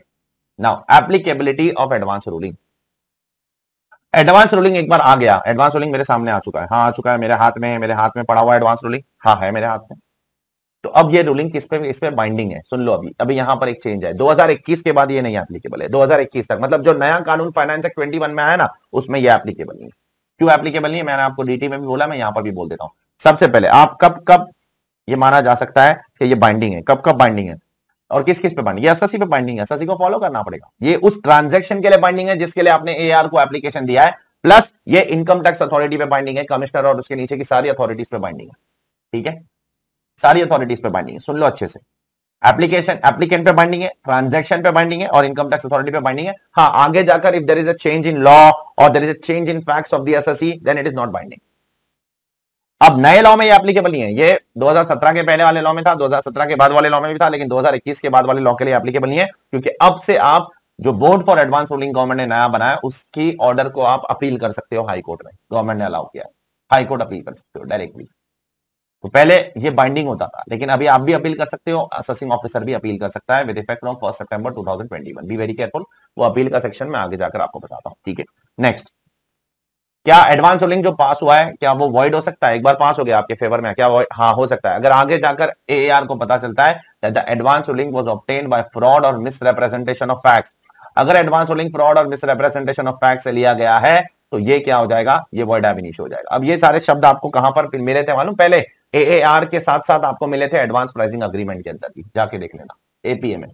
एडवांस प्राइसिंग अग्रीमेंट में भी ये शब्द थे, ये शब्द थे जो यहां पर है, change in law, change in fact वाला, और ये वाला भी, तो यहां लिख लेना अगर चाहिए तो।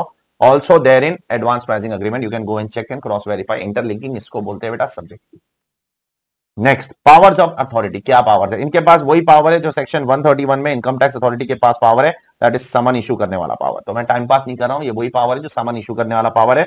ये 4 पॉइंट वही है जो समन इशू करते समय काम आता है, रटा वटा मार के मतलब नहीं, क्योंकि पेपर 6 में आपको ओपन बुक में लिखना है अगर पूछता भी है तो, ठीक है, ठीक है। नेक्स्ट, एडवांस रूलिंग अथॉरिटी के पास ना एक स्पेशल पावर था कि वो अपने प्रोसीजर को खुद रेगुलेट करते थे, कोई रेगुलेट करने के लिए अथॉरिटी नहीं था, लेकिन अब से ये प्रोसीजर के अंदर पूरा गवर्नमेंट रेगुलेट करेगी, अभी अथॉरिटी खुद रेगुलेट नहीं कर सकती है फ्रॉम 1 सितंबर 2021, ठीक है।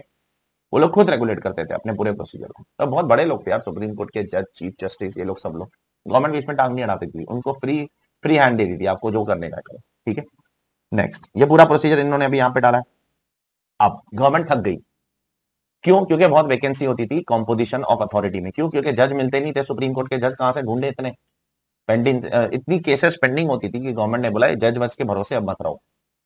तो अब गवर्नमेंट ने बोला एडवांस रूलिंग हटाओ, बोर्ड फॉर एडवांस रूलिंग लाओ, और जिसमें अब कौन बैठेगा मालूम? कमिश्नर बैठेंगे, चीफ कमिश्नर। चीफ कमिश्नर के नीचे की अथॉरिटी नहीं बैठेगी। और देश में अब गवर्नमेंट ने 3 बोर्ड फॉर एडवांस रूलिंग बनाया, दिल्ली में 2 है और मुंबई में 1 है। पहले सिर्फ दिल्ली में था, अभी दिल्ली में 2, मुंबई में 1, और इनका नाम क्या कर दिया? Board for advance ruling. और इनका कॉम्पोजिशन कैसे होगा? इसमें चीफ कमिश्नर बैठेंगे, 2 चीफ कमिश्नर बैठेंगे कम से कम, 2 members each being not below the rank of chief commissioner. Chief commissioner या उसके ऊपर की अथॉरिटी जो है, तो डायरेक्टर जनरल एक्सेट्रा जो भी है उसके ऊपर आता है, ठीक है। तो क्या गवर्नमेंट अपने हिसाब से उसको रेगुलेट कर सकती है यार, तब पूरा का पूरा वो सुप्रीम कोर्ट और हाई कोर्ट के जजेस पर डिपेंडेंसी निकल जाएगी, ठीक है। बाकी सब कुछ सेम है यार, कुछ भी अलग नहीं है। एक एडवांस रूलिंग दिल्ली में, दूसरी दिल्ली में, और तीसरी मुंबई में। तो रूलिंग में कौन होगा? 2 मेंबर्स होंगे, not being below the rank of commissioner. बाकी सब कुछ सेम है, देखो मैं बताता हूं, एग्जैक्ट कॉपी पेस्ट है, ये सेम है। 245 RR पीछे जाकर चेक कर लेना, वैकेंसी वाला पॉइंट सेम है, पीछे जाकर चेक कर लेना, एप्लीकेशन वाला पॉइंट सेम है, फीस भी सेम है, पीछे जाकर चेक कर लेना, ये प्रोसीजर सेम है, कब कब वो कर सकता है, वो सब कुछ सेम ही है, सब कुछ सेम है, सब कुछ सेम। फिर यहाँ पर एक्स्ट्रा क्या है बताता हूं, यहाँ पर अभी ये प्रोसीडिंग्स फेसलेस होने वाली है। फेसलेस कौन सी वाली? ये पूरी बोर्ड फॉर एडवांस रूलिंग की प्रोसीडिंग फेसलेस होगी, लेकिन फेसलेस प्रोसीडिंग के लिए गवर्नमेंट को क्या लाना पड़ेगा? नोटिफिकेशन, जो गवर्नमेंट ने अब तक नहीं लाया। जैसे लाया ना अपने असेसमेंट के लिए नोटिफिकेशन आ चुका है, अपील के लिए आ चुका है, पेनाल्टी के लिए, इसके लिए अभी तक नोटिफिकेशन नहीं आया है। उसके बाद वॉइड इन सर्टन सर्कमस्टेंसेस, वही सेम सेम, सब कुछ सेम, पावर्स भी सेम, सब कुछ सेम, यहां तक कुछ अलग नहीं है। अभी एक चीज अलग आ जाएगी यहां पर कि अभी अगर इसके ऑर्डर से, किसके? बोर्ड फॉर एडवांस रूलिंग के ऑर्डर से अगर कोई दुखी है तो वो अपील कर सकता है। किसको अपील कर सकता है? हाई कोर्ट को। असेसी भी अपील कर सकता है, डिपार्टमेंट भी अपील कर सकता है। कितने दिन में? 60 days on the date of communication of that ruling.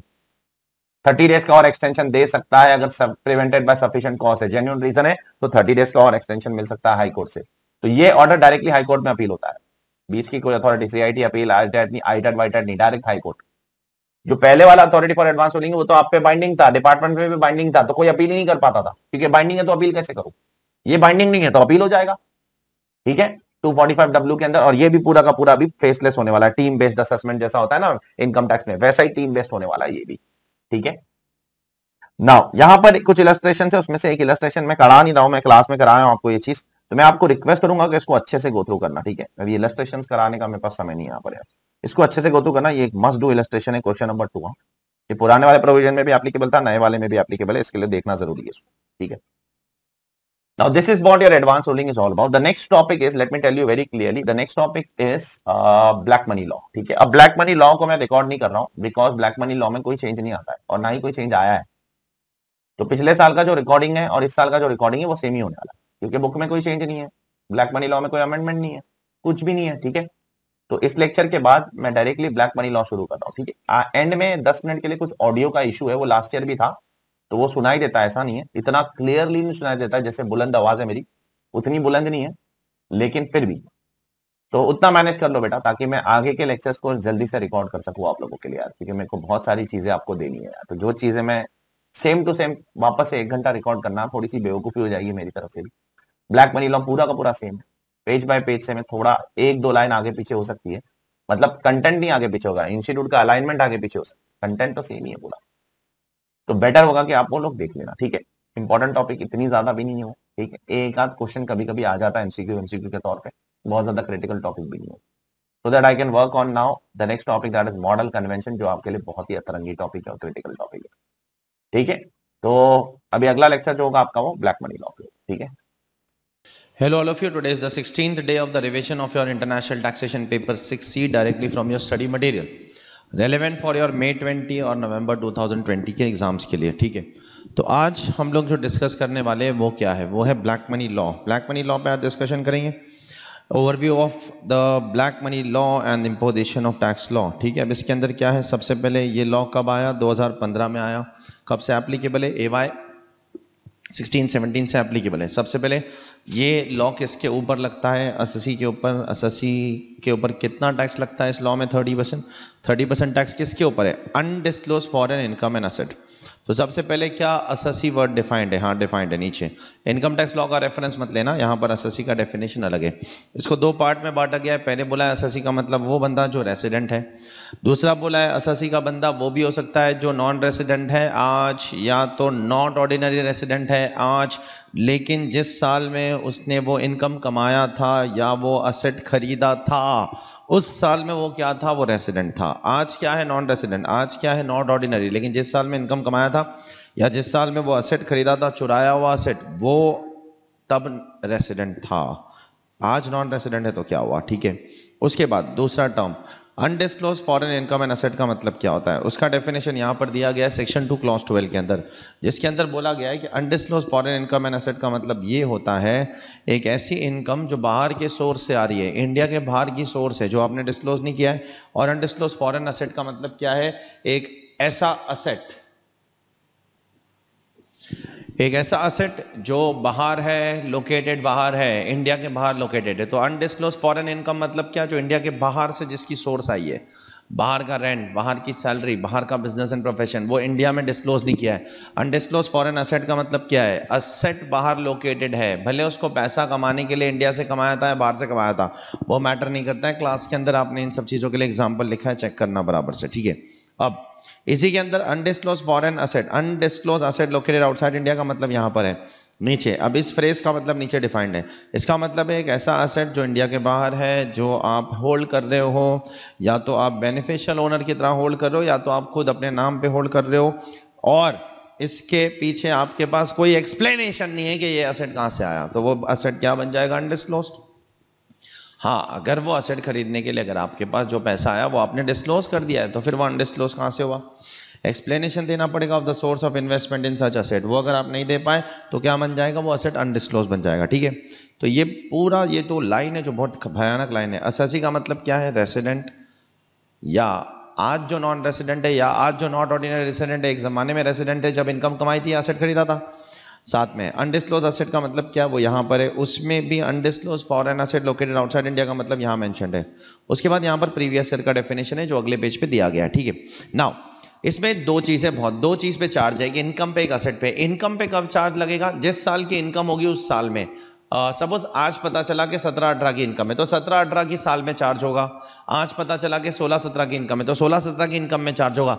लेकिन असेट कैसे चार्ज होगा, असेट इसी साल चार्ज होगा। चेक करना, असेट का वैल्यूएशन तब होगा, calculation will be chargeable in the year in which the AO notices that particular undisclosed asset. AO ने जब वो अनडिस्क्लोज असेट को आइडेंटिफाई किया, उसी साल में असेट का कैलकुलेशन चार्ज हो जाएगा, ठीक है। उसके नीचे भाषण दिया है, ये भाषण सेक्शन 72C का है, लेकिन सिलेबस में इन्होंने 72C तो रखा ही नहीं है, तो इस भाषण का कोई मतलब नहीं बनता है। अगर आप पढ़ोगे तो जिंदगी में कभी समझ में नहीं आएगा, बिकॉज इन्होंने सेक्शन 72C आगे जाकर रखा ही नहीं, वो सिलेबस का पार्ट ही नहीं है वो। नेक्स्ट, प्रीवियस ईयर का डेफिनेशन क्या है। प्रीवियस ईयर का वही डेफिनेशन जो इनकम टैक्स लॉ में आप जनरली यूज करते हो, ठीक है। क्या डेफिनेशन है सर, कि अगर न्यूली सेटअप बिजनेस है तो फिर डेट ऑफ सेटिंग अप से लेकर कब तक, ईयर एंड तक, या अगर बिजनेस उससे पहले खत्म हो जाता है तो उससे पहले तक। और अगर नया सोर्स ऑफ इनकम आया तो फिर date of source of income से, और अगर आप एग्जिस्टिंग एंटिटी हो, एग्जिस्टिंग असेसी हो, तो 1 अप्रैल से लेके 31 मार्च तक। ठीक है, तो ये आपका प्रीवियस ईयर का डेफिनेशन है, कुछ महान नहीं, इनकम टैक्स जैसा ही है। नाउ यहां पर फिर से लिखा है कि असेट पे कब चार्ज लगेगा। चार्ज दो चीजों पे, ये चीज दिमाग में रखना, एक इनकम पे, एक असेट पे। असेट पे कब चार्ज लगेगा, जब एओ असेट को नोटिस करेगा। अनडिस्क्लोज असेट जब नोटिस होंगे तब उस पर चार्ज लगना शुरू हो जाएगा, as per provided to section 3 subsection 1। अब यहां पर दिया गया है सेक्शन 3 सबसेक्शन 2 में कि जो असेट है, अब दो चीजों का कंप्यूटेशन करना पड़ेगा, इनकम को कंप्यूट करना पड़ेगा, असेट को वैल्यू करना पड़ेगा। तो अब असेट को आप कैसे वैल्यू करोगे, उसके लिए गवर्नमेंट ने रूल्स बनाया, उसमें अलग अलग रूल्स दिया है। सबसे पहले बुलियन, ज्वेलरी, प्रेशियस स्टोन को वैल्यू कैसे करोगे, उसका कॉस्ट निकालिए, कंपेयर कीजिए उसके मार्केट वैल्यू से as on valuation date. Valuation date क्या होता है, 1 April of the relevant previous year. तो अगर आज पता चला 2019-20 में, तो 1 अप्रैल 2019 का वैल्यूएशन डेट निकालिए, उस दिन की उसकी एफएमवी। तो FMV compare with cost whichever is higher, किसके लिए, बुलियन, ज्वेलरी, प्रेशियस स्टोन। अच्छा, ये एफएमवी कौन निकालेगा, बाहर की कोई रिकॉग्नाइज्ड इंस्टीट्यूट निकालेगी, चेक करो, बाहर की जो गवर्नमेंट रिकॉग्नाइज्ड है। फिर ये पेंटिंग वेंटिंग, आर्कोलॉजिकल कलेक्शन, ये सब चीज का वैल्यूएशन भी एग्जैक्टली ऊपर के जैसा ही होगा। कोटेड शेयर का वैल्यूएशन कैसे होगा, कोटेड शेयर्स एंड कोटेड मतलब listed shares, cost compare with what, 1 April का उसका average market price on establish security. Establish security का मतलब होता है जो कोई रिकॉग्नाइज सिक्योरिटी होगी बाहर की, रिकॉग्नाइज स्टॉक एक्सचेंज, उसके अंदर 1 अप्रैल को उसका क्या वैल्यू है, हाईएस्ट लोएस्ट निकालो, उसका एवरेज लो। सर 1 अप्रैल को वो शेयर ट्रेड नहीं हुआ तो उसके पीछे जाओ, फिर 31 मार्च, 30 मार्च, 29 मार्च, 28 मार्च, कभी ना कभी तो ट्रेड हुआ होगा। अनकोटेड शेयर्स का वैल्यूएशन कैसे करें सर, ये फॉर्मूले के हिसाब से, A minus B. A minus B is A is some assets, B is some assets, minus L is certain liabilities.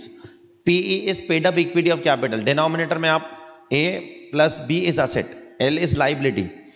PE is paid up equity, इसका मतलब कितना इक्विटी कैपिटल है आपका paid up, 10 crore, 20 crore, 30 crore, 50 crore, 100 crore, 1000 crore.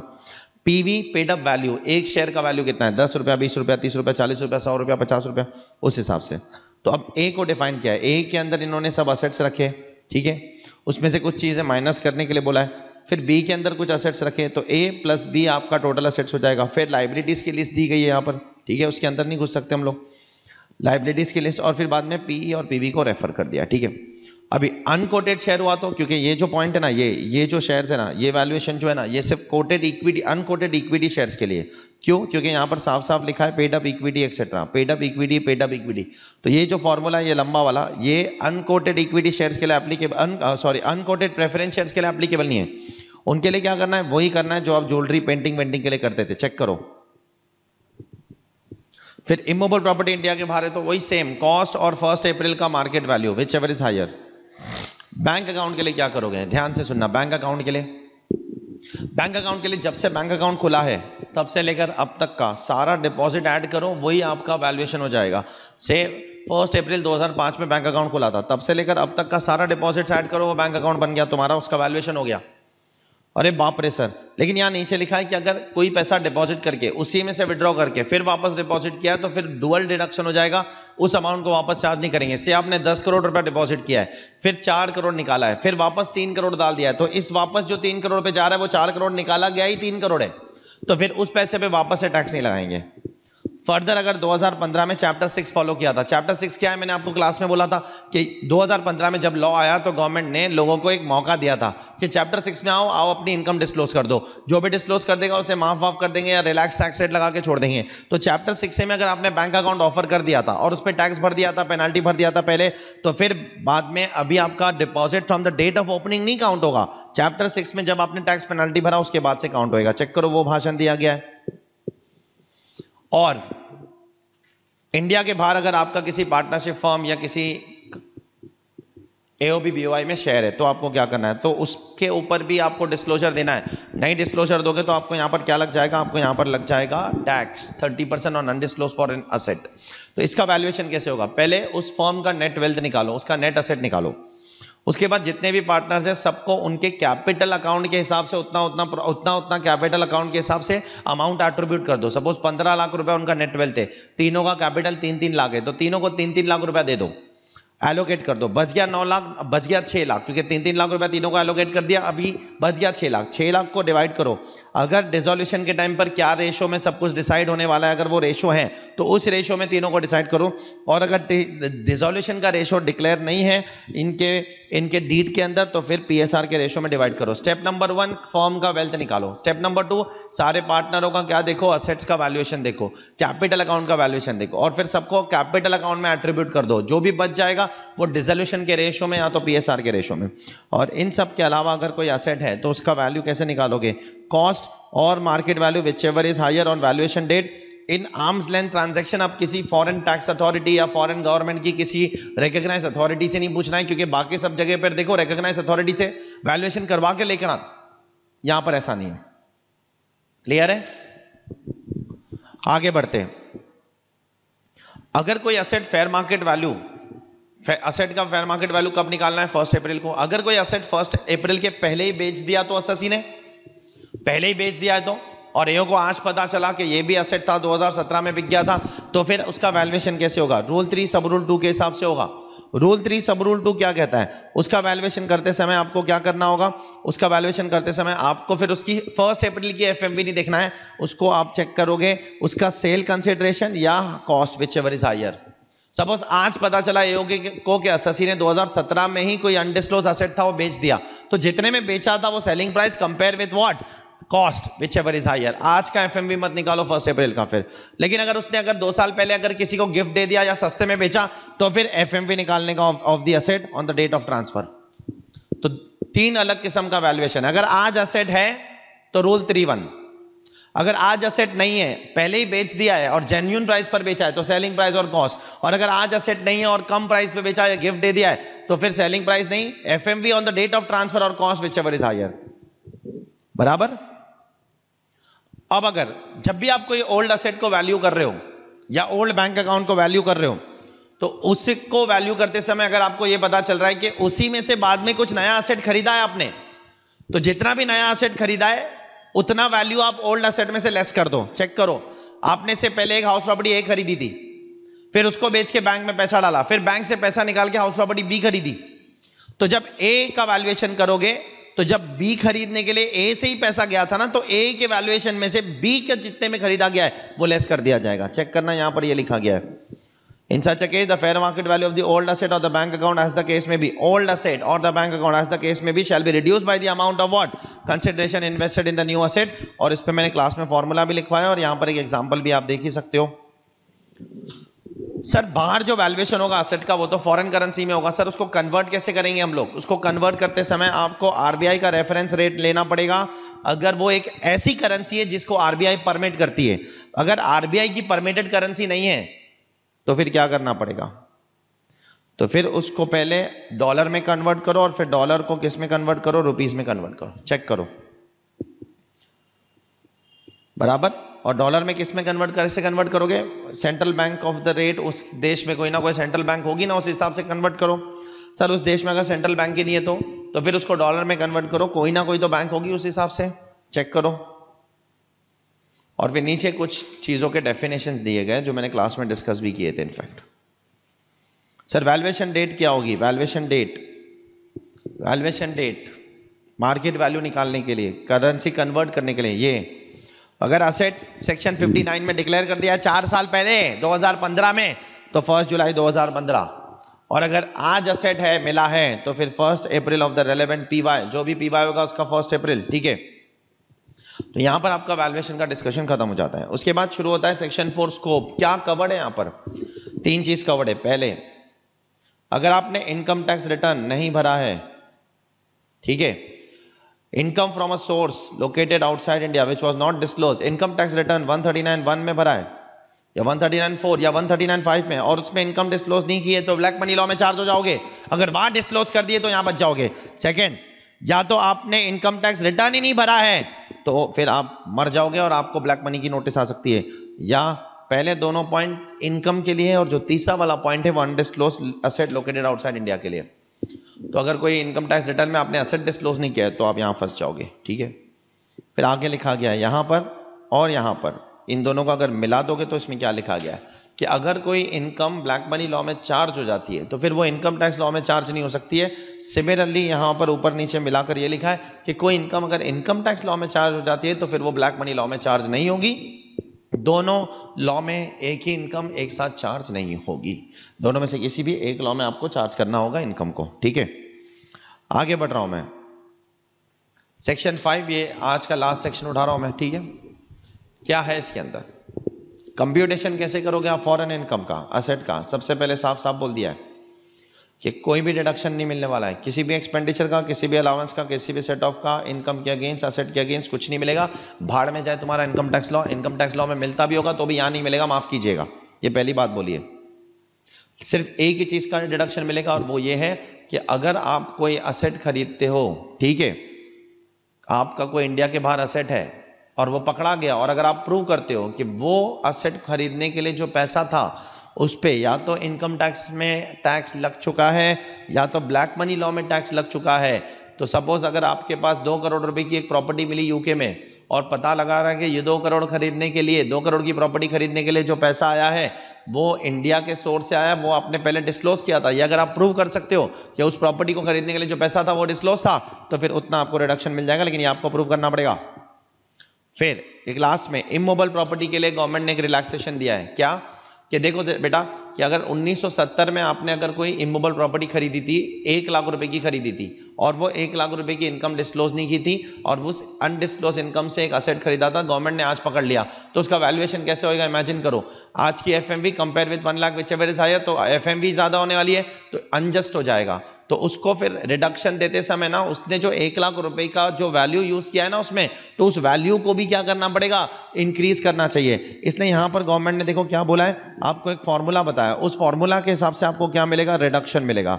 Reduction ये होगा FMV into foreign assessed income divided by total cost of the asset, और उस हिसाब से। नहीं तो आपका रिडक्शन कितना होता, सिर्फ 35 लाख का रिडक्शन होता। अभी देखो आपका रिडक्शन डबल हो गया 70 लाख का, क्योंकि आप अगर कुछ 25 साल पहले कोई इनकम छुपा के कोई असेट खरीद रहे हो तो आप असेट के वैल्यूएशन को तो बढ़ा दे रहे हो, लेकिन जो रिडक्शन कर रहे हो वो आप बोल रहे हो वो 1 लाख का ही लेस करो, वो गलत हो जाएगा। तो वो रिडक्शन को भी बढ़ना चाहिए, क्योंकि इमूवेबल प्रॉपर्टी एक ऐसी चीज होती है जो बहुत ज्यादा हाइप हो जाती है, बहुत ज्यादा इंक्रीज हो जाती है ओवर द इयर्स। तो यहां पर मैं अपना आज का लेक्चर खत्म करता हूं। Hello all of you, today is the 17th day of the daily mission of your international taxation paper 60 revision directly from your study material relevant for May 20 and November 20 examination. तो आज हम लोग continue करेंगे अपने black money law का discussion. Black money law का discussion हमने कहां पर खत्म किया था कल, सेक्शन 5 पर। तो सेक्शन 6 क्या बोलता है, टैक्स मैनेजमेंट। टैक्स अथॉरिटी कौन होगी, यहां पर लिखा है वही होगी जो इनकम टैक्स के अंदर अथॉरिटी होती है, सेम टू सेम अथॉरिटी। उनके पावर्स भी क्या होंगे, वही सेम पावर्स होंगे। तो जो इनकम टैक्स अथॉरिटी की होती है वही अथॉरिटी ब्लैक मनी लॉ के अंदर भी अथॉरिटी होगी, कोई अथॉरिटी बदलने वाली नहीं है, सेम अथॉरिटी होने वाली है। उसके बाद उनका जुरिस्डिक्शन कैसे डिसाइड होगा, जैसे इनकम टैक्स के अंदर उनका जुरिस्डिक्शन डिसाइड होता है वैसे यहां पर भी होगा। अच्छा, अगर किसी असेसी का इनकम टैक्स में जुरिस्डिक्शन ही नहीं है, तो पहले कभी इनकम टैक्स में असेसी नहीं हुआ, तो अब इसका क्या होगा, वो उसका जुरिस्डिक्शन डिसाइड होगा बेस्ड ऑन वो कहां रहता है, या तो वो बिजनेस कहां करता है या तो उसका प्रिंसिपल प्लेस ऑफ बिजनेस कहां पर है। अब change in incumbent of office का मतलब क्या होता है, अगर एक ऑफिसर आपका असेसमेंट बीच में से छोड़कर चला गया तो फिर जब दूसरा ऑफिसर बीच में से छोड़ के जाने के बाद दूसरा ऑफिसर अपॉइंट होता है तो दूसरा ऑफिसर वहीं से शुरू करेगा जहां से पिछले ऑफिसर ने छोड़कर गया था। इसका मतलब होता है चेंज ऑफ इनकम्बेंट। लेकिन फिर दूसरा ऑफिसर आपको एक अपॉर्चुनिटी ऑफ बीइंग हर्ड दे देगा अगर आप रिटर्न रिक्वेस्ट करोगे। तो चेक करो, आप रिटर्न रिक्वेस्ट करोगे तो नया ऑफिसर आपको क्या कर देगा, एक अपॉर्चुनिटी ऑफ बीइंग हर्ड दे देगा। उसके बाद यहां पर जो पावर्स दिए गए किसके, इनकम टैक्स अथॉरिटी के। इनकम टैक्स अथॉरिटी को वो सारे पावर्स दिए जाएंगे यहां पर, the powers of the tax authority namely the AO, joint commissioner, commissioner of appeal etcetera would have the same power as they have under code of civil procedure 1908 while trying a suit. अब ये जो powers है अगर आप इसे गौर से देखो तो सारे के सारे पावर्स कैसे पावर्स है जो आप सेक्शन 131 में देखोगे ऑफ इनकम टैक्स एक्ट, जो समन देने के समय ये पावर दिए जाते हैं वो सारे पावर्स वही है, चेक करना। जैसे डिस्कवरी करने का पावर, इंस्पेक्शन करने का पावर, अटेंडेंस करने का, किसी को फोर्सफुली बुलाने का पावर, बुक्स ऑफ अकाउंट्स मंगवाने का पावर, इशूइंग कमीशन, इसका मतलब मैंने क्लास में आपको लिखवाया, चेक करना। फिर इन्वेस्टिगेशन कभी भी हो सकती है, प्रोसीडिंग पेंडिंग होगी तो भी और नहीं पेंडिंग होगी तो भी हो सकती है। उसके बाद क्या, ये बुक्स ऑफ अकाउंट्स इंपाउंड करके लेकर जा सकते हैं। उसके ऊपर बुक्स ऑफ अकाउंट्स इंपाउंड करने पर रिस्ट्रिक्शन क्या है, रिस्ट्रिक्शन सबसे पहला ये है कि 30 दिनों के बियॉन्ड नहीं लेके जाना है, और अगर लेकर भी जाना है सबसे पहले तो आपको रीजन रिकॉर्ड करना पड़ेगा, और अगर 30 दिन के बियॉन्ड लेकर जाना है, ठीक है, तो फिर आपको क्या करना पड़ेगा, अगर एओ को 30 दिन के बियॉन्ड लेकर जाना है, एक commissioner below the rank of commissioner, sorry एक tax authority below the rank of commissioner अगर उसको लेकर जाना है तो फिर उसको अप्रूवल लेना पड़ेगा चीफ कमिश्नर, कमिश्नर या कमिश्नर का। तो कमिश्नर के नीचे वाली अथॉरिटी को दो फुलफिल करना पड़ेगा कंडीशन। पहला कि पहले तो रीजन रिकॉर्ड करना पड़ेगा कि बुक्स क्यों इंपाउंड करना है। दूसरा 30 दिन के बियॉन्ड रखना है तो फिर आपको क्या करना पड़ेगा, यहां पर आपको कंडीशंस फुलफिल करनी पड़ेगी, अप्रूवल लेना पड़ेगा। इनकम टैक्स के अंदर यही 30 दिन का पीरियड कितना दिन है, 15 दिन का टाइम लिमिट है। तो आप अल्टीमेटली इस चार्ट से देख सकते हो, ये चार्ट के अंदर बहुत ब्यूटीफुली उन्होंने दिया है, पहले चारों पावर्स और उसके बाद में रिस्ट्रिक्शन क्या डाला गया है कि पहले रीजन रिकॉर्ड करो और फिर बाद में 30 दिन से ज्यादा रखना है तो इन चार में से किसी एक अथॉरिटी से आपको अप्रूवल लेना पड़ेगा।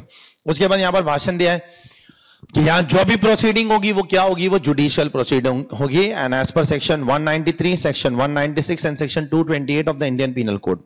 अब सेक्शन 196 क्या बोलता है, 193 क्या बोलता है, 196 क्या बोलता है, 228 क्या बोलता है of the Indian penal code. बोला जाता है यहां पर कि जो भी प्रोसीडिंग ब्लैक मनी लॉ में होगी वो एक सिविल प्रोसीडिंग नहीं होगी, वो एक जुडिशियल प्रोसीडिंग होगी। इसका मतलब ये माना जाएगा कि आप एक क्रिमिनल विमिनल हो और जैसा क्रिमिनल के साथ बर्ताव किया जाता है वैसा बर्ताव आपके साथ किया जाएगा, ठीक है।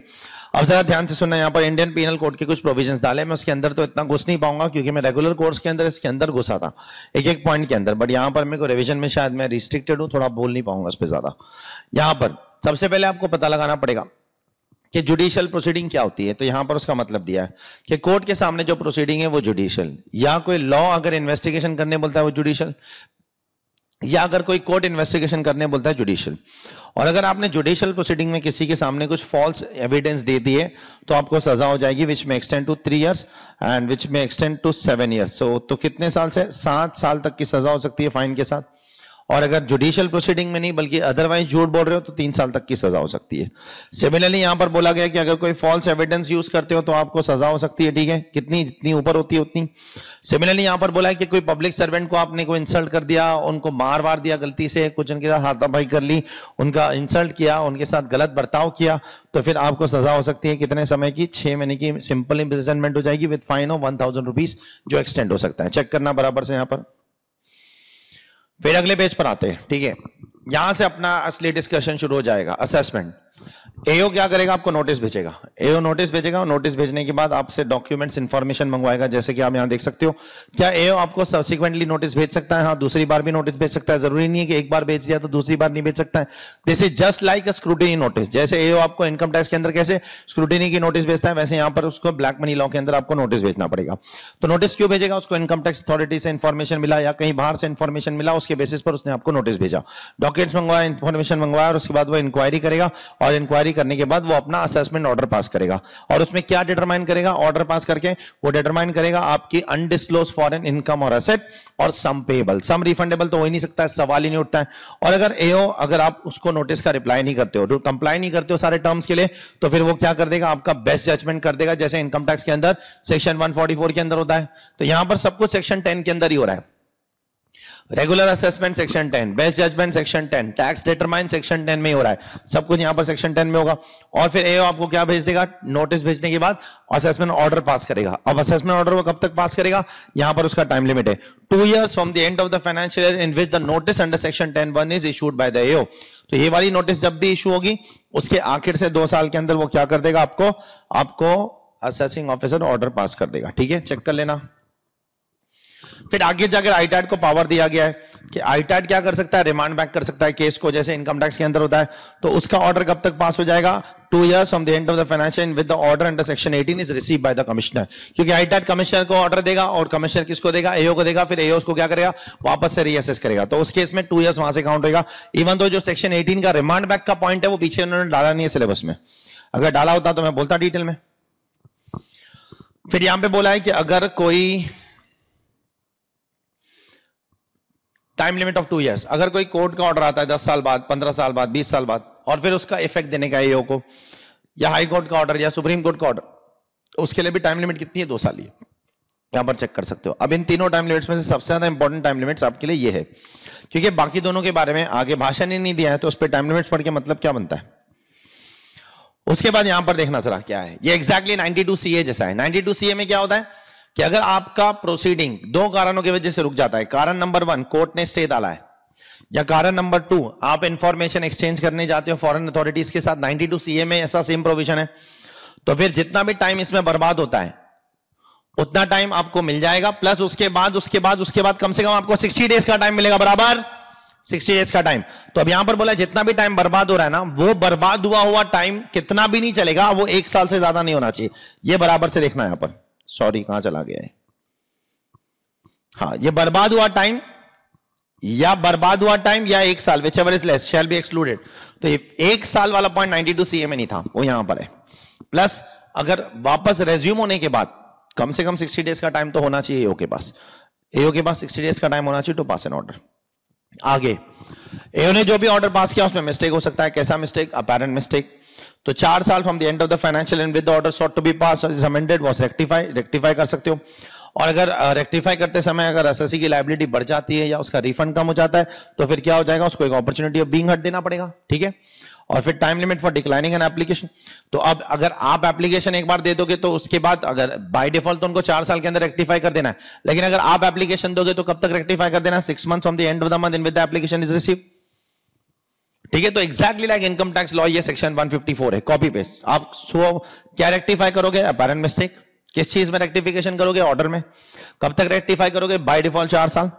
अगर रेक्टिफाई करने पे लायबिलिटी बढ़ जाती है तो अपॉर्चुनिटी ऑफ बीइंग हर्ट देना पड़ेगा। टाइम लिमिट क्या होगा रेक्टिफाई करने का, अगर आप एप्लीकेशन देते हो तो कम से कम 6 महीने के अंदर रेक्टिफाई हो जाना चाहिए, ठीक है। और लास्ट में ये पॉइंट क्या लिखा है कि अगर कोई मैटर ऑलरेडी अपील या रिवीजन में चला जा चुका है तो वो मैटर सेक्शन 12 के अंदर रेक्टिफिकेशन नहीं हो सकता है। इसको बोलते हैं हम लोग technically doctrine of partial merger, बराबर। उसके बाद आपको नोटिस ऑफ डिमांड आएगी। नोटिस ऑफ डिमांड किस में आएगी, फॉर्म नंबर 1 में आएगी, चेक करिए। फॉर्म नंबर 1 में आपको नोटिस ऑफ डिमांड आएगी, आप उस नोटिस ऑफ डिमांड को कंप्लाई कीजिए, बराबर। क्योंकि जब पेबल आएगा तो नोटिस ऑफ डिमांड भी तो आना है ना साथ में, उसके अंदर इंटरेस्ट टैक्स जो भी आएगा वो सब कुछ एक फॉर्म में आएगा। फॉर्म नंबर 1 उसका नंबर है। आगे बढ़ रहा हूं। No bar on direct assessment, इसका मतलब क्या है, इसका मतलब यह कि अगर गवर्नमेंट चाहे तो तेरे लीगल रिप्रेजेंटेटिव को छोड़कर तुझ पे डायरेक्ट असेसमेंट भी कर सकती है, चेक करो, और तुझसे डायरेक्ट रिकवरी भी कर सकती है, चेक करो।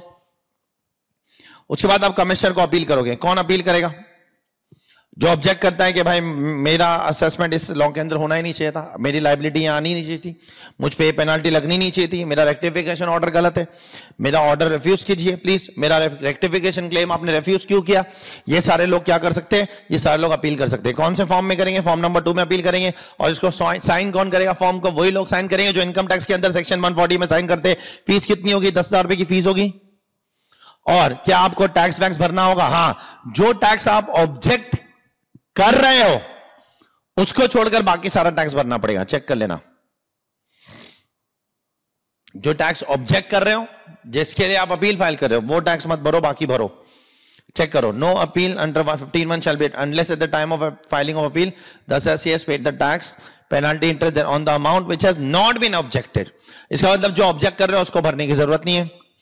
हाँ, कितने दिन में अपील करना है, 30 डेज के अंदर। 30 डेज कहां से काउंट होगा, अगर नोटिस ऑफ डिमांड आ रहा है तो date of notice of demand, और अगर नोटिस ऑफ डिमांड नहीं आ रहा है तो फिर डेट ऑफ ऑर्डर से 30 डेज के अंदर आपको क्या करना है, अपील फाइल कर देना है। और अगर 30 डेज तक आप अपील नहीं फाइल कर पाए तो क्या एक्सटेंशन मिल पाएगा, मिल पाएगा। अगर आप सफिशिएंट रीजन दो एक्सटेंशन मिलेगा, लेकिन 1 साल के बाद मत आना, 1 साल तक का मैक्सिमम पीरियड है आपके पास उसको एक्सटेंड करवाने का। उसके बाद आप 2 साल बाद आ रहे हो जाकर तो फिर वो अपील का एक्सटेंशन नहीं हो पाएगा। उसके बाद सीआईटी कैसा ऑर्डर पास करेगा, सीआईटी ऑर्डर पास करेगा तो आपकी लायबिलिटी एनहांस कर सकता है, आपकी लायबिलिटी को रिड्यूस भी कर सकता है। वैसे गलत है यहां पर, रिड्यूस भी कर सकता है, सिर्फ एनहांस नहीं, रिड्यूस भी नहीं। तो मतलब क्या, अपील करके अगर रिड्यूस नहीं करेगा, पता चल रहा है मैं अपील कर रहा हूं और एनहांस कर दिया तो अपील के लिए कौन जाएगा फिर। उसके बाद और क्या कर सकता है, आपके पेनल्टी ऑर्डर को वो सेट असाइड नहीं कर सकता है, ठीक है, सेट असाइड करना अलाउड नहीं है उसको। एनहांस कर सकता है, रिड्यूस भी कर सकता है, गलत है यहां पर। उसका स्कोप देखो यहां पर बराबर दिया है उन्होंने। He can confirm, reduce, enhance. Yes, he can. ये पावर जो उसके, रिस्ट्रिक्शन क्या है, पावर टू एनहांस कब कर सकता है, अगर अपॉर्चुनिटी ऑफ बीइंग हर्ट देगा तो। फिर पेनल्टी का order, again he can confirm, cancel, very, such order, enhance, reduce, कुछ भी कर सकता है। फिर से अपॉर्चुनिटी ऑफ बीइंग हर्ट देना पड़ेगा। Other than 2, power to determine the issues arising in the appeal and pass such order as he thinks fit. तो असेसमेंट ऑर्डर कंफर्म भी कर सकता है, रिड्यूस भी कर सकता है, एनहांस भी। इन सब का मतलब मैंने क्लास में बोला, कंफर्म का मतलब क्या होता है, रिड्यूस, एनहांस, एनलमेंट का मतलब क्या होता है। ये दोनों के दोनों ऑर्डर वो रिड्यूस कर सकता है, पीछे गलत दिया है। फर्दर नीचे क्या दिखा है, ये भी डीटी के अंदर कवर होता है। द कमिश्नर में consider and decide any matter which was not considered by AO, तो वो उन मुद्दे को भी उठा सकता है जो एओ ने पहले नहीं उठाया था, पावर है उसके पास। उसके बाद आप अपील करोगे किसको? ट्राइब्यूनल को। कौन अपील करेगा? ट्राइब्यूनल को अपील करने वाले दो बंदे, एक तो या तो मैं एसएससी या तो कौन? कमिश्नर भी कर सकता है। कमिश्नर कह सकता है एओ को जाओ अपील कीजिए, तो यहां पर एसएससी अपील कर सकता है जो एसएससी सीआईटी अपील के ऑर्डर से दुखी है, या तो एसएससी अपील कर सकता है जो सीआईटी के किसी ऑर्डर से दुखी है, जैसे इनकम टैक्स में 263 से आप दुखी होंगे तो अपील कर सकते हो। वैसे यहां पर भी रिवीजन बाय कमिश्नर का ऑर्डर है। सिमिलरली यहां पर assessing officer on direction receive from principal commissioner, commissioner objecting to any order pass by the commissioner. Now what is the time limit for filing an appeal? ये कितने दिन में appeal file करोगे आप? यहां पर अपील फाइल करने के लिए आपके पास 60 डेज का टाइम है। अब जो भी अपील फाइल करेगा उसका ऑपोजिट बंदा मतलब रिस्पोंडेंट क्या करेगा?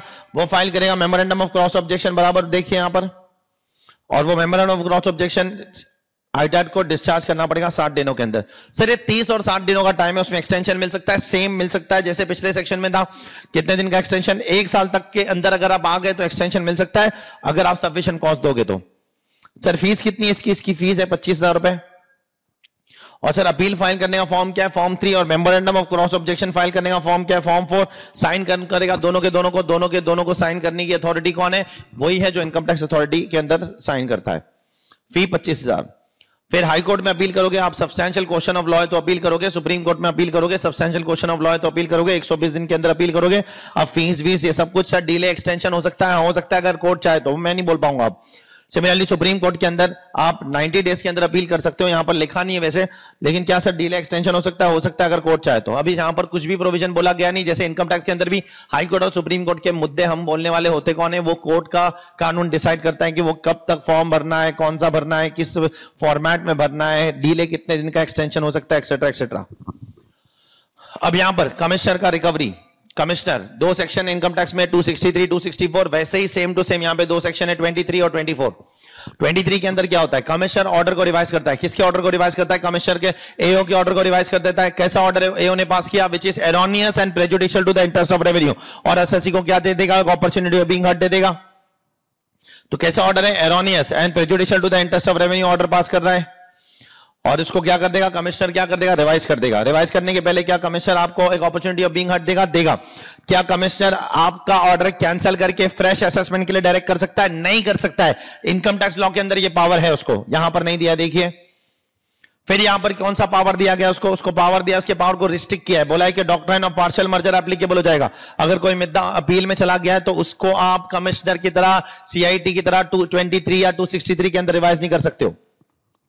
सर टाइम लिमिट क्या है? 2 years from the end of the financial year in with the order sought to be rectified was passed। तो जब भी और जो ऑर्डर को आप रेक्टिफाई रिवाइज करना चाहते हो उसके आखिर से 2 साल के अंदर आपको रिवाइज कर देना चाहिए। लेकिन अगर कोई हाई कोर्ट, सुप्रीम कोर्ट या आईटैट या किसी और अथॉरिटी के ऑर्डर का इफेक्ट देना चाहते हो तो फिर कोई टाइम लिमिट नहीं है। चेक कर लीजिए यहां पर, क्लियर है? तो मोर और लेस इनकम टैक्स की तरह ही चलता जाता है। Now points to be excluded computing. जब 2 साल का टाइम लिमिट काउंट करोगे तो क्या काउंट नहीं करोगे? सबसे पहले अगर एसएससी को कुछ ऑफिसर बदलने की वजह से अपॉर्चुनिटी ऑफ बीइंग हर्ड दिया था सेक्शन 7 के अंदर, क्योंकि एसएससी ने रिक्वेस्ट किया था ना मुझे अपॉर्चुनिटी ऑफ बीइंग हर्ड दिया, तो वो 2 साल में बढ़ जाएगा, एक्सटेंशन मिल जाएगा उतना सीआईटी को।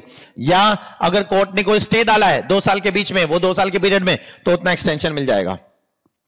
नाउ कब वो माना जाएगा कि ऑर्डर जो एओ ने पास किया है वो एरोनियस है और prejudicial of interest of revenue है? अगर सीआईटी को लगता है कि जो ऑर्डर पास किया है वो बिना इंक्वायरी के किया है, अगर सीआईटी को लगता है कि ऑर्डर जो पास किया है वो सीबीडीटी के डायरेक्शंस के हिसाब से नहीं किया है, यस उसको लगता है कि ऑर्डर जो पास किया है वो हाई कोर्ट या सुप्रीम कोर्ट के जजमेंट के हिसाब से नहीं किया है, ये 3 केस में the order shall be deemed to be erroneous and prejudicial to the interest of revenue. अब यहां पर सेक्शन 24 किसकी तरह है? ये सेक्शन 264 की तरह इनकम टैक्स के। इसके अंदर एओ एक ऐसा ऑर्डर पास कर रहा है which is prejudicial to SSC, तो यहां पर एसएससी भी एप्लीकेशन दे सकता है, सीआईटी खुद से भी रिवाइज कर सकता है। लेकिन सीआईटी कौन से ऑर्डर को रिवाइज नहीं करेगा? जो ऑर्डर ऑलरेडी सेक्शन 23 में चले जा चुके हैं वो 24 में रिवाइज नहीं हो सकते हैं। इसी कॉन्सेप्ट को बोला जाता है doctrine of complete merger. Plus जो ऑर्डर ऑलरेडी अपील हो चुके हैं उस ऑर्डर को वो नहीं टच करेगा, किसी भी मुद्दे पे टच नहीं कर सकता है। प्लस अगर आज 1 अप्रैल है और मेरे पास 30 दिन है समय अपील का, तो मैं इन 30 दिनों के अंदर रिवीजन के लिए नहीं जा सकता हूं। अगर मुझे इस 30 दिन के अंदर रिवीजन के लिए जाना है तो बोलो घर पे बैठे बैठे जोर से कि आपको अपना राइट टू अपील क्या करना पड़ेगा? वेव करना पड़ेगा। यह सारा भाषण दिया गया इस पेज के ऊपर। टाइम लिमिट फॉर एप्लीकेशन क्या है? 1 year from the date on which the order was communicated.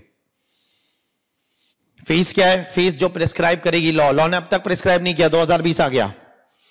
अच्छा, मैंने एप्लीकेशन दे दिया, उसके बाद कब तक ऑर्डर पास होगा? वो यहां पर सर ये एप्लीकेशन का टाइम एक्सटेंड हो सकता है, हाँ 1 साल से ज्यादा हो सकता है, बट 2 साल से ज्यादा नहीं।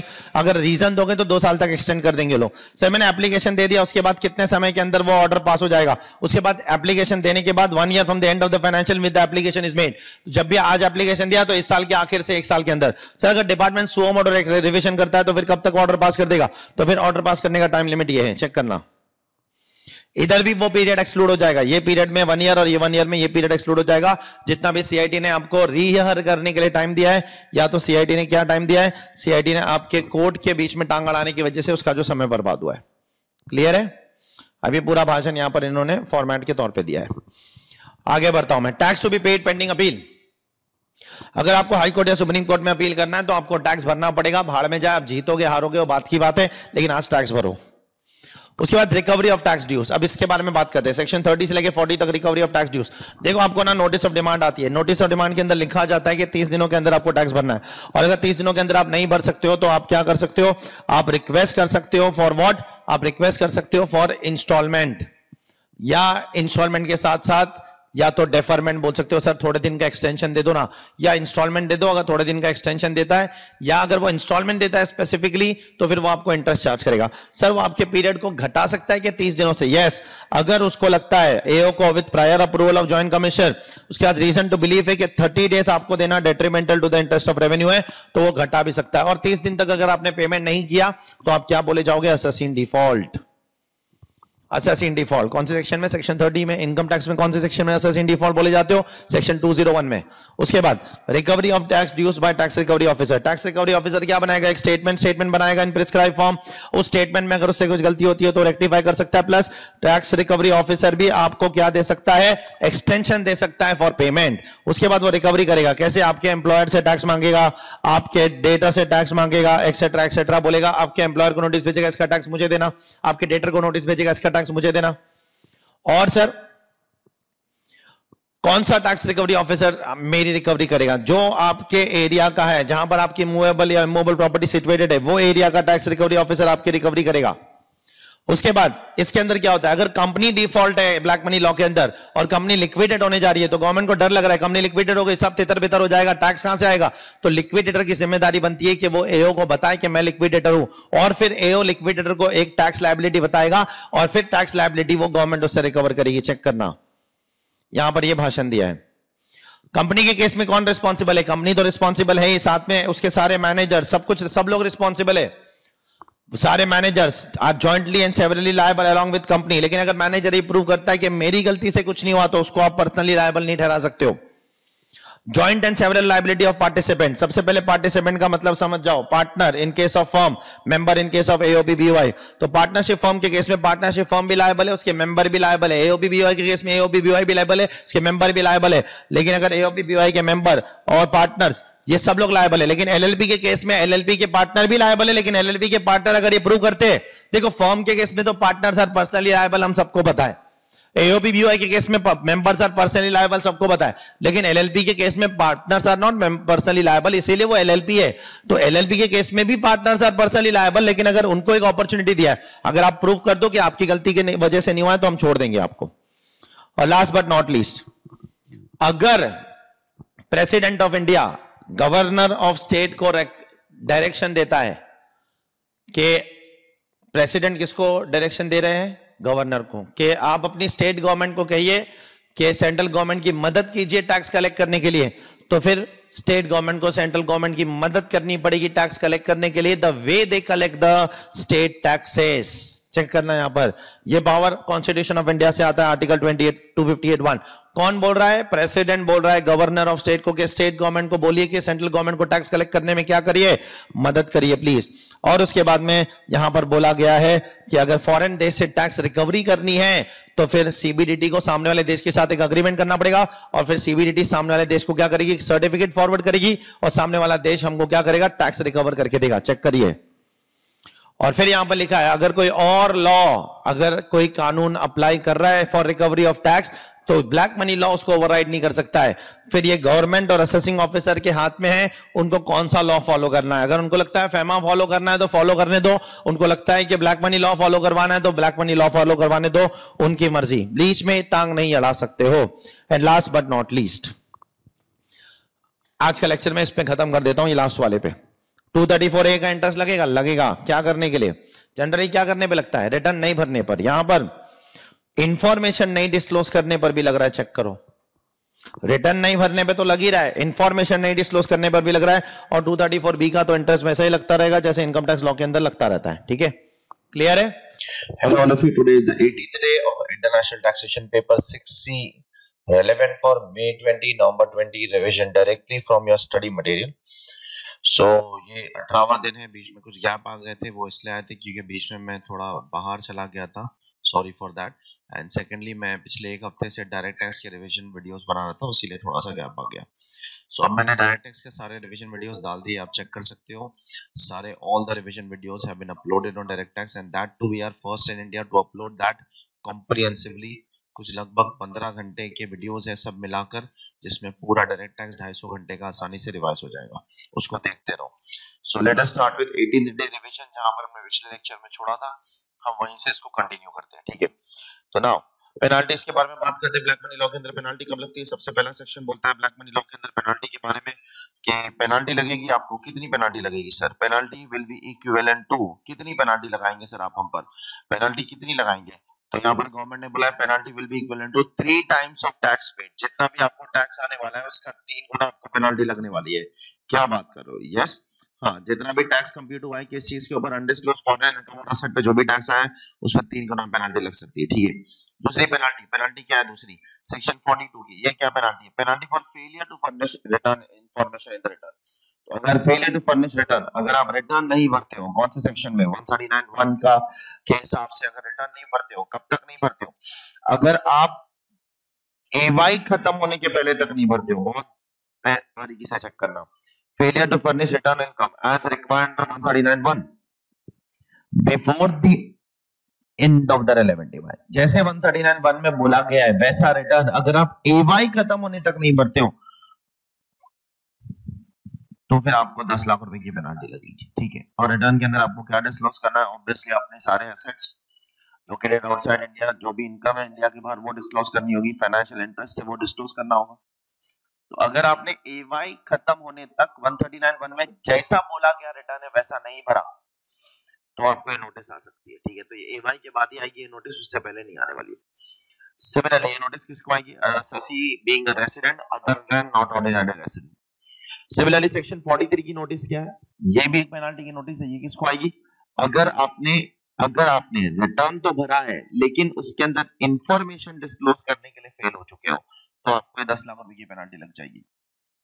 यहाँ पर असेसी ने रिटर्न भरा है, if such return failure is in relation to asset including financial interest in any entity held by an assessee, held by a person being a resident other than not ordinary as a beneficial owner otherwise in respect of which such person was a beneficiary, or if such failure is in relation to any income from a source located outside India। तो return तो भरा है आपने लेकिन आप उसमें information furnish करना भूल गए। किस चीज का इंफॉर्मेशन? फॉरेन एसेट्स का या फॉरेन इनकम का। 10 लाख रुपए की इनकम लगेगी। ठीक है, अब आपको यहाँ पर असेट्स, यहाँ रिटर्न नहीं भरने पर पेनाल्टी है, यहाँ पर रिटर्न तो भरा है, इंफॉर्मेशन नहीं फर्निश करने पर पेनाल्टी लग रही है। तो अब ये जो पेनाल्टीज है ये दोनों आपको नहीं लगेगी in respect of a bank account. Bank account के लिए ये पेनाल्टी नहीं लगेगी कि अगर आप बैंक अकाउंट डिस्क्लोज करना भूल गए तो आपको ये पेनाल्टी नहीं लगेगी, प्रोवाइडेड आपका जो वैल्यू है बैंक अकाउंट के अंदर वो पूरे साल में 5 लाख रुपए से ज्यादा का नहीं होना चाहिए। इन शॉर्ट यहाँ पर ये रिलैक्सेशन इसलिए दिया गया क्योंकि छोटे बैंक अकाउंट है अगर आपके फॉरेन कंट्री के अंदर तो उसका डिस्क्लोजर मत करो आप।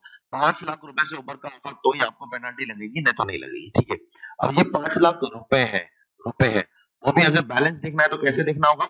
Aggregate balance which does not exceed. अगर 2 बैंक है तो दोनों का मिलाकर 5 लाख, 5 बैंक है इंडिया के बाहर तो 5 बैंकों का मिलाकर 5 लाख, तो पूरे साल में कभी भी 5 लाख क्रॉस नहीं होना चाहिए। तो सर ये 5 लाख रुपए कैसे कन्वर्ट कैसे करेंगे? क्योंकि फॉरेन कंट्री में जो बैंक अकाउंट होगा वो तो फॉरेन करेंसी में मेंटेन होगा, तो उसको आपको TTBR के हिसाब से कन्वर्ट करना पड़ेगा। TTBR RBI रेफरेंस रेट नहीं लेना होगा।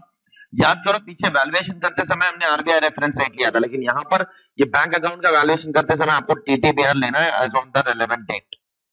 दैट इज एसबीआई का रेट। ठीक है, आगे बढ़ते हैं। ये सेक्शन 44 की पेनाल्टी कौन सी पेनाल्टी है सर? ये पेनाल्टी है कि अगर आपको देखो नोटिस भेजते हैं लोग, फिर आपको 30 दिनों के अंदर वो टैक्स वैक्स भरना है, अगर नहीं भरा तो असेसिंग डिफॉल्ट वाली जो पेनाल्टी होती है ना इनकम टैक्स के अंदर, जो सेक्शन 221 की पेनाल्टी है, वैसी पेनाल्टी है। कितना? Amount equivalent to tax in arrears, उतना पेनाल्टी लग जाएगी आपको, जितना भी आपका टैक्स इन एरियर्स है उतनी पेनाल्टी लग जाएगी। ठीक है, यहाँ पर देख सकते हो penalty equal to the amount of tax in arrears is leviable in case of an assessee is default and assessee shall not be ceased to be liable to any penalty mere by reason of the fact that because before the levy of penalty the tax has been paid। ठीक है, just because you have paid the tax that does not mean that you will not be imposed with penalty। Penalty का अलग implication है, tax का अलग implication। अब कुछ other defaults के लिए पेनाल्टी लग रही है यहाँ पर, अदर डिफॉल्ट्स। अब अदर डिफॉल्ट्स क्या है? ठीक है, उसमें 50,000 से लेकर 2 लाख रुपए तक की पेनाल्टी लगेगी। लेकिन ये अदर डिफॉल्ट्स में क्या आता है? जहां पर आपसे कोई सवाल पूछा जा रहा है आप उसको जवाब नहीं दे रहे हो, जहां पर आपको कोई स्टेटमेंट साइन करने बोला इन्होंने, ठीक है, और you are not signing that statement, या तो आपको अटेंड करने बोला इन्होंने सेक्शन 8 के अंदर, जहां पर वो समन वमन भेजता है, याद करो, बुक्स मंगवाया समन वमन जैसा भेजता है, जैसे सेक्शन 131 में जैसे, वैसे ही ब्लैक मनी लॉ के अंदर सेक्शन 8 में समन भेजा जाता है, वो मंगवाया और आप उसका रिप्लाई नहीं कर रहे हो, तो ये सब केस में 50,000 से 2 लाख रुपए तक की पेनाल्टी क्या है? आपको कोई सवाल पूछा जा रहा है, आप जवाब नहीं दे रहे हो, आपको कुछ स्टेटमेंट साइन करने बोल रहे हो, साइन नहीं कर रहे हो, और अगर आपको कोई बुक बुलवा रहे वो लोग, या तो आपसे बुक्स मंगवा रहे लेकिन आप दे नहीं रहे हो समय पर, तो आपको लग जाएगा सेक्शन 45 का पेनाल्टी, दैट इज 50,000 से 2 लाख रुपए तक। अब गवर्नमेंट आपको शो कॉज नोटिस भेजेगी, जैसे पेनाल्टी लगाने के पहले शो कॉज नोटिस भेजनी पड़ती है। और सेक्शन 41 वाला जो केस है ना, मतलब वो जो सबसे पहली वाली पेनाल्टी 300% वाली 3 टाइम्स, तो उसमें शो कॉज नोटिस पेंडेंसी के टाइम पे ही देना जरूरी है, और बाकी सब केसेस में शो कॉज नोटिस डिफॉल्ट करने के 3 साल के अंदर चेक कर लेना। जैसे इनकम टैक्स लॉ के अंदर भी जो इनकम टैक्स की भयंकर पेनाल्टी है ना 50% से 200% वाली, मिस रिपोर्टिंग अंडर रिपोर्टिंग, उसके लिए भी देखो कंडीशन है कि वो सिर्फ और सिर्फ पेंडेंसी के दौरान दी जा सकती है, पेंडेंसी के बाद नहीं। वैसे ये वाली भयंकर पेनाल्टी सिर्फ पेंडेंसी के टाइम दी जा सकती है, उसके बाद नहीं। और ये वाली पेनाल्टी जो दूसरी पेनाल्टीज है उसके लिए गवर्नमेंट ने बोला है जब भी डिफॉल्ट कमिट हुआ है with in 3 years of the end of the financial year of that year, तो इस साल अगर डिफॉल्ट कमिट हो रहा है 1920 में, तो 2023 तक आप नोटिस दे सकते हो। ठीक है, ये उसी का चार्ट है, यहाँ पर time limit to issue show cause notice. उसके बाद अपॉर्चुनिटी ऑफ बीइंग देना पड़ेगा एसएससी को। ठीक है, बिफोर इम्पोजिंग ए पेनाल्टी का ऑर्डर पास करने के पहले एसएससी को एक reasonable opportunity of being they दो। और उसके बाद में prior approval of joint commissioner, joint director ले लो। कब लेना होगा? इनकम टैक्स के अंदर भी ये लिमिट्स है, लेकिन इनकम टैक्स के अंदर ये लिमिट बहुत छोटी सी है, 10,000 और 20,000 की है। यहाँ पर 1 लाख और 5 लाख की है। अगर 1 लाख रुपए से ज्यादा की पेनाल्टी लगाना है, तो फिर अगर एओ को लगाना है, किसको? इनकम टैक्स ऑफिसर को लगाना है, तो उनको इन दोनों की पेनाल्टी का, इन दोनों का अप्रूवल लेना पड़ेगा। और अगर 5 लाख रुपए से ज्यादा का लगाना है, ठीक है, 5 लाख रुपए से ज्यादा पेनाल्टी लगाना है in the rank of deputy commissioner, assistant commissioner, assistant director, तो फिर इनको ज्वाइंट कमिश्नर, ज्वाइंट डायरेक्टर का अप्रूवल लेना पड़ेगा।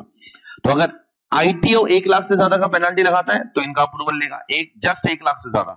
लेकिन असिस्टेंट कमिश्नर, डिप्यूटी कमिश्नर और असिस्टेंट डायरेक्टर और डिप्यूटी डायरेक्टर को पावर दिया है कि तुम 5 लाख तक भी पेनाल्टी लगाते हो तो तुमको अप्रूवल लेने की जरूरत नहीं है, 5 लाख से ज्यादा पेनाल्टी लगाते हो तो फिर अप्रूवल ले लेना ईमानदारी से। यहाँ पर वही चार्ट दिया गया। ठीक है, now what is the time limit to complete the penalty का असेसमेंट? पेनाल्टी का जो असेसमेंट है, पेनाल्टी ऑर्डर है, वो कब तक खत्म हो जाना चाहिए? 1 year from the end of the financial with the notice under 146 and the notice under section 46 is issued। तो 46 की नोटिस क्या है? शो कॉज नोटिस है। वो नोटिस जैसे आएगी उसके आखिर से 1 साल के अंदर पेनाल्टी ऑर्डर पास हो जाना चाहिए। ठीक है, अब अगर आगे जाकर कोर्ट ने कोई पेनाल्टी ऑर्डर को क्या किया है, रिवाइव कर दिया है या रिवाइज कर दिया है, क्योंकि हो सकता है पहले आपके अगेंस्ट पेनाल्टी का प्रोसीडिंग शुरू हो, मैंने पूरी कहानी लिखा है उसकी क्लास के अंदर कि आपके अगेंस्ट पेनाल्टी प्रोसीडिंग शुरू हो गई थी, लेकिन फिर बाद में पता चला कि आप असेसमेंट प्रोसीडिंग जीत गए हो तो पेनाल्टी प्रोसीडिंग रुक गई। फिर बाद में आगे जाके पता चला कि नहीं, आप असेसमेंट प्रोसीडिंग हार चुके हो सकता है आईटैट के अंदर आप हार गए, लेकिन फिर पता चलता है सुप्रीम कोर्ट के अंदर आप जीत गए, फिर हो सकता है कि हाई कोर्ट में हार गए, सुप्रीम कोर्ट में जीत गए। ये बहुत सारी पॉसिबिलिटी है। मिसाल के तौर पर पहले आपका एओ ने असेसमेंट किया, उसमें लायबिलिटी डिटरमाइन किया और पेनाल्टी भी लगाना शुरू कर दिया, लेकिन आपने उस असेसमेंट को अपील करके आप हाई कोर्ट तक चले गए और हाई कोर्ट में आप जीत गए, लेकिन फिर सुप्रीम कोर्ट के अंदर आप वापस हार गए। तो जब आप हार गए तो आपको पेनल्टी भी फिर से लगेगी ना, तो आपका मैटर वहां रिवाइव हो जाएगा। तो यहाँ पर रिवाइवल पॉसिबल है, यहाँ पर रिविजन पॉसिबल है, और उस रिवाइवल उस रिविजन को करने के लिए एओ को कितना टाइम दिया गया है? 6 मंथ्स का टाइम दिया गया है। क्योंकि जैसे असेसमेंट अगर असेसी जीत जाता है तो पेनल्टी को ड्रॉप कर देना पड़ता है, या असेसमेंट अगर असेसी हार जाता है तो फिर पेनल्टी को रिवाइव करना पड़ता है। तो उस चीज का टाइम क्या होगा? 6 मंथ 6 मंथ 6 मंथ। हाँ, ये जो भी टाइम इनको दिया गया है, पहले 1 साल और फिर बाद में 6 महीना, उसमें से ये 2 टाइम निकाल दोगे। अगर कुछ टाइम एसएससी को रीअर करने दिया है सेक्शन 7 के अंदर, याद करो सेक्शन 7 के अंदर एसएससी के पास रीअरिंग का टाइम है। रीअरिंग मतलब जहां पर अगर एक असेसिंग ऑफिसर निकल के दूसरा आता है तो बीच का समय जो एओ को मिलता है एक्सेट्रा एक्सेट्रा, तो उसके लिए ये रीअरिंग टाइम बोला जाता है। दूसरा, अगर कोर्ट ने अपनी टांग वांग अड़ा के कुछ समय बर्बाद किया है तो ये दोनों समय की वजह से जितना भी समय बर्बाद हो रहा है उतना एक्स्ट्रा टाइम मिल जाएगा असेसिंग ऑफिसर को या जो भी रिस्पेक्टिव अथॉरिटीज है जो पेनल्टी का ऑर्डर पास कर रहा है। अब बात करते हैं ऑफेंसेस और प्रोसिक्यूशन की। ऑफेंसेस और प्रोसिक्यूशन मतलब अब यहाँ पे जेल वेल में डालने की बातें करेंगे। सबसे पहले ये जो चैप्टर है, चैप्टर 5 सेक्शन 48 बोलता है कि this chapter is in addition to all other consequences, this chapter is not a replacement of other consequences. जो दूसरे कॉन्सिक्वेंस आप झेल रहे हो वो तो झेलना ही पड़ेगा, दूसरे लॉ में भी झेल रहे हो वो भी झेलना पड़ेगा, और ये कानून के अंदर आप ओवर एंड अबाउट जो झेलोगे वो है। ये पहले पैराग्राफ में ये दिया गया, बराबर से देखना, बराबर। आगे अब एक एक करके पेनाल्टी पढ़ते। तो अगर एसएससी ने रिटर्न नहीं भरा तो हमने पहले देखा है पेनाल्टी तो 10 लाख की है, तो प्रोसिक्यूशन क्या होगा? Not less than 6 months but up to 7 years with fine. लेकिन फिर से यहां पर वही कंडीशन है, अगर एवाई के पहले रिटर्न भर गया तो बच गया, रिटर्न नहीं भरा। दूसरा, रिटर्न तो भरा है लेकिन इंफॉर्मेशन डिस्क्लोज नहीं किया है, तो प्रोसिक्यूशन क्या है? Prosecution again 6 months but which may extend to 7 years with fine. Fine कौन डिसाइड करेगा? Court of law. Penalty for wilful attempt to furnish information about wilful attempt to evade tax. अगर आप विलफुली टैक्स इवेड कर रहे हो तो आपको rigorous imprisonment होगी, not less than 3 years but up to 10 years with a fine.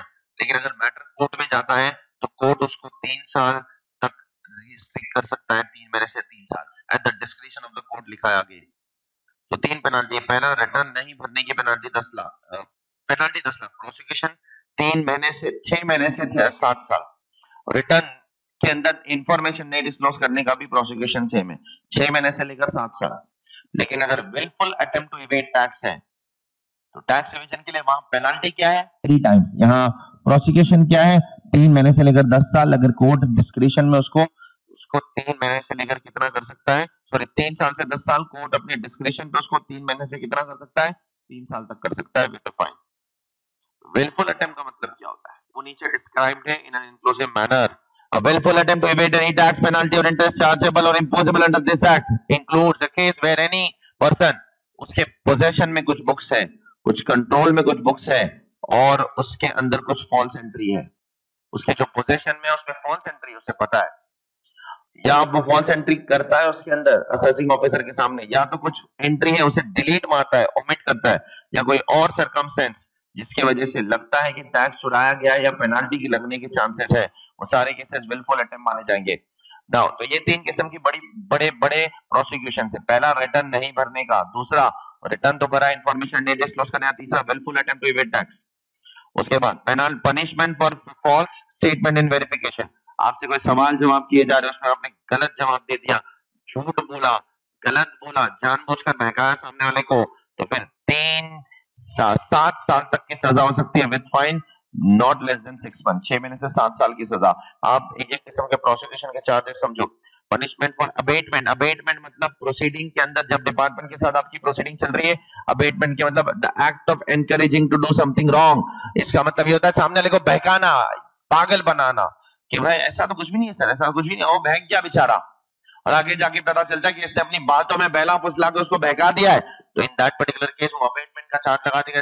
ये सब इंडियन पीनल कोड के अंदर सेक्शंस है, वो सारे के सारे ब्लैक मनी लॉ के अंदर डाल दिया, क्योंकि ब्लैक मनी लॉ कंसीडर किया जाता है एक क्रिमिनल लॉ, इसलिए यहाँ पर भी घुसेड़ दिया है। तो यहाँ पर भी 6 महीने से लेकर 7 साल की सजा आपको हो सकती है। Presumption of culpable mind. Culpable mind का मतलब क्या होता है?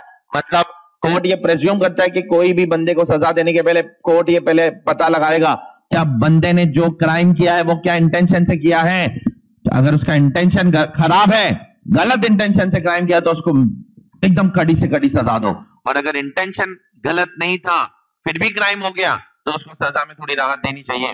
तो वैसे यहां पर बोला गया है कि कल्पेबल मेंटल स्टेट प्रेज्यूम किया जाएगा, ये माना जाएगा कि एसएससी ने गलत किया है, और फिर एसएससी की जिम्मेदारी है कि वो आके बताए कि उसने गलत नहीं किया है। Therefore, there has to be a presumption of what? Culpable mental state.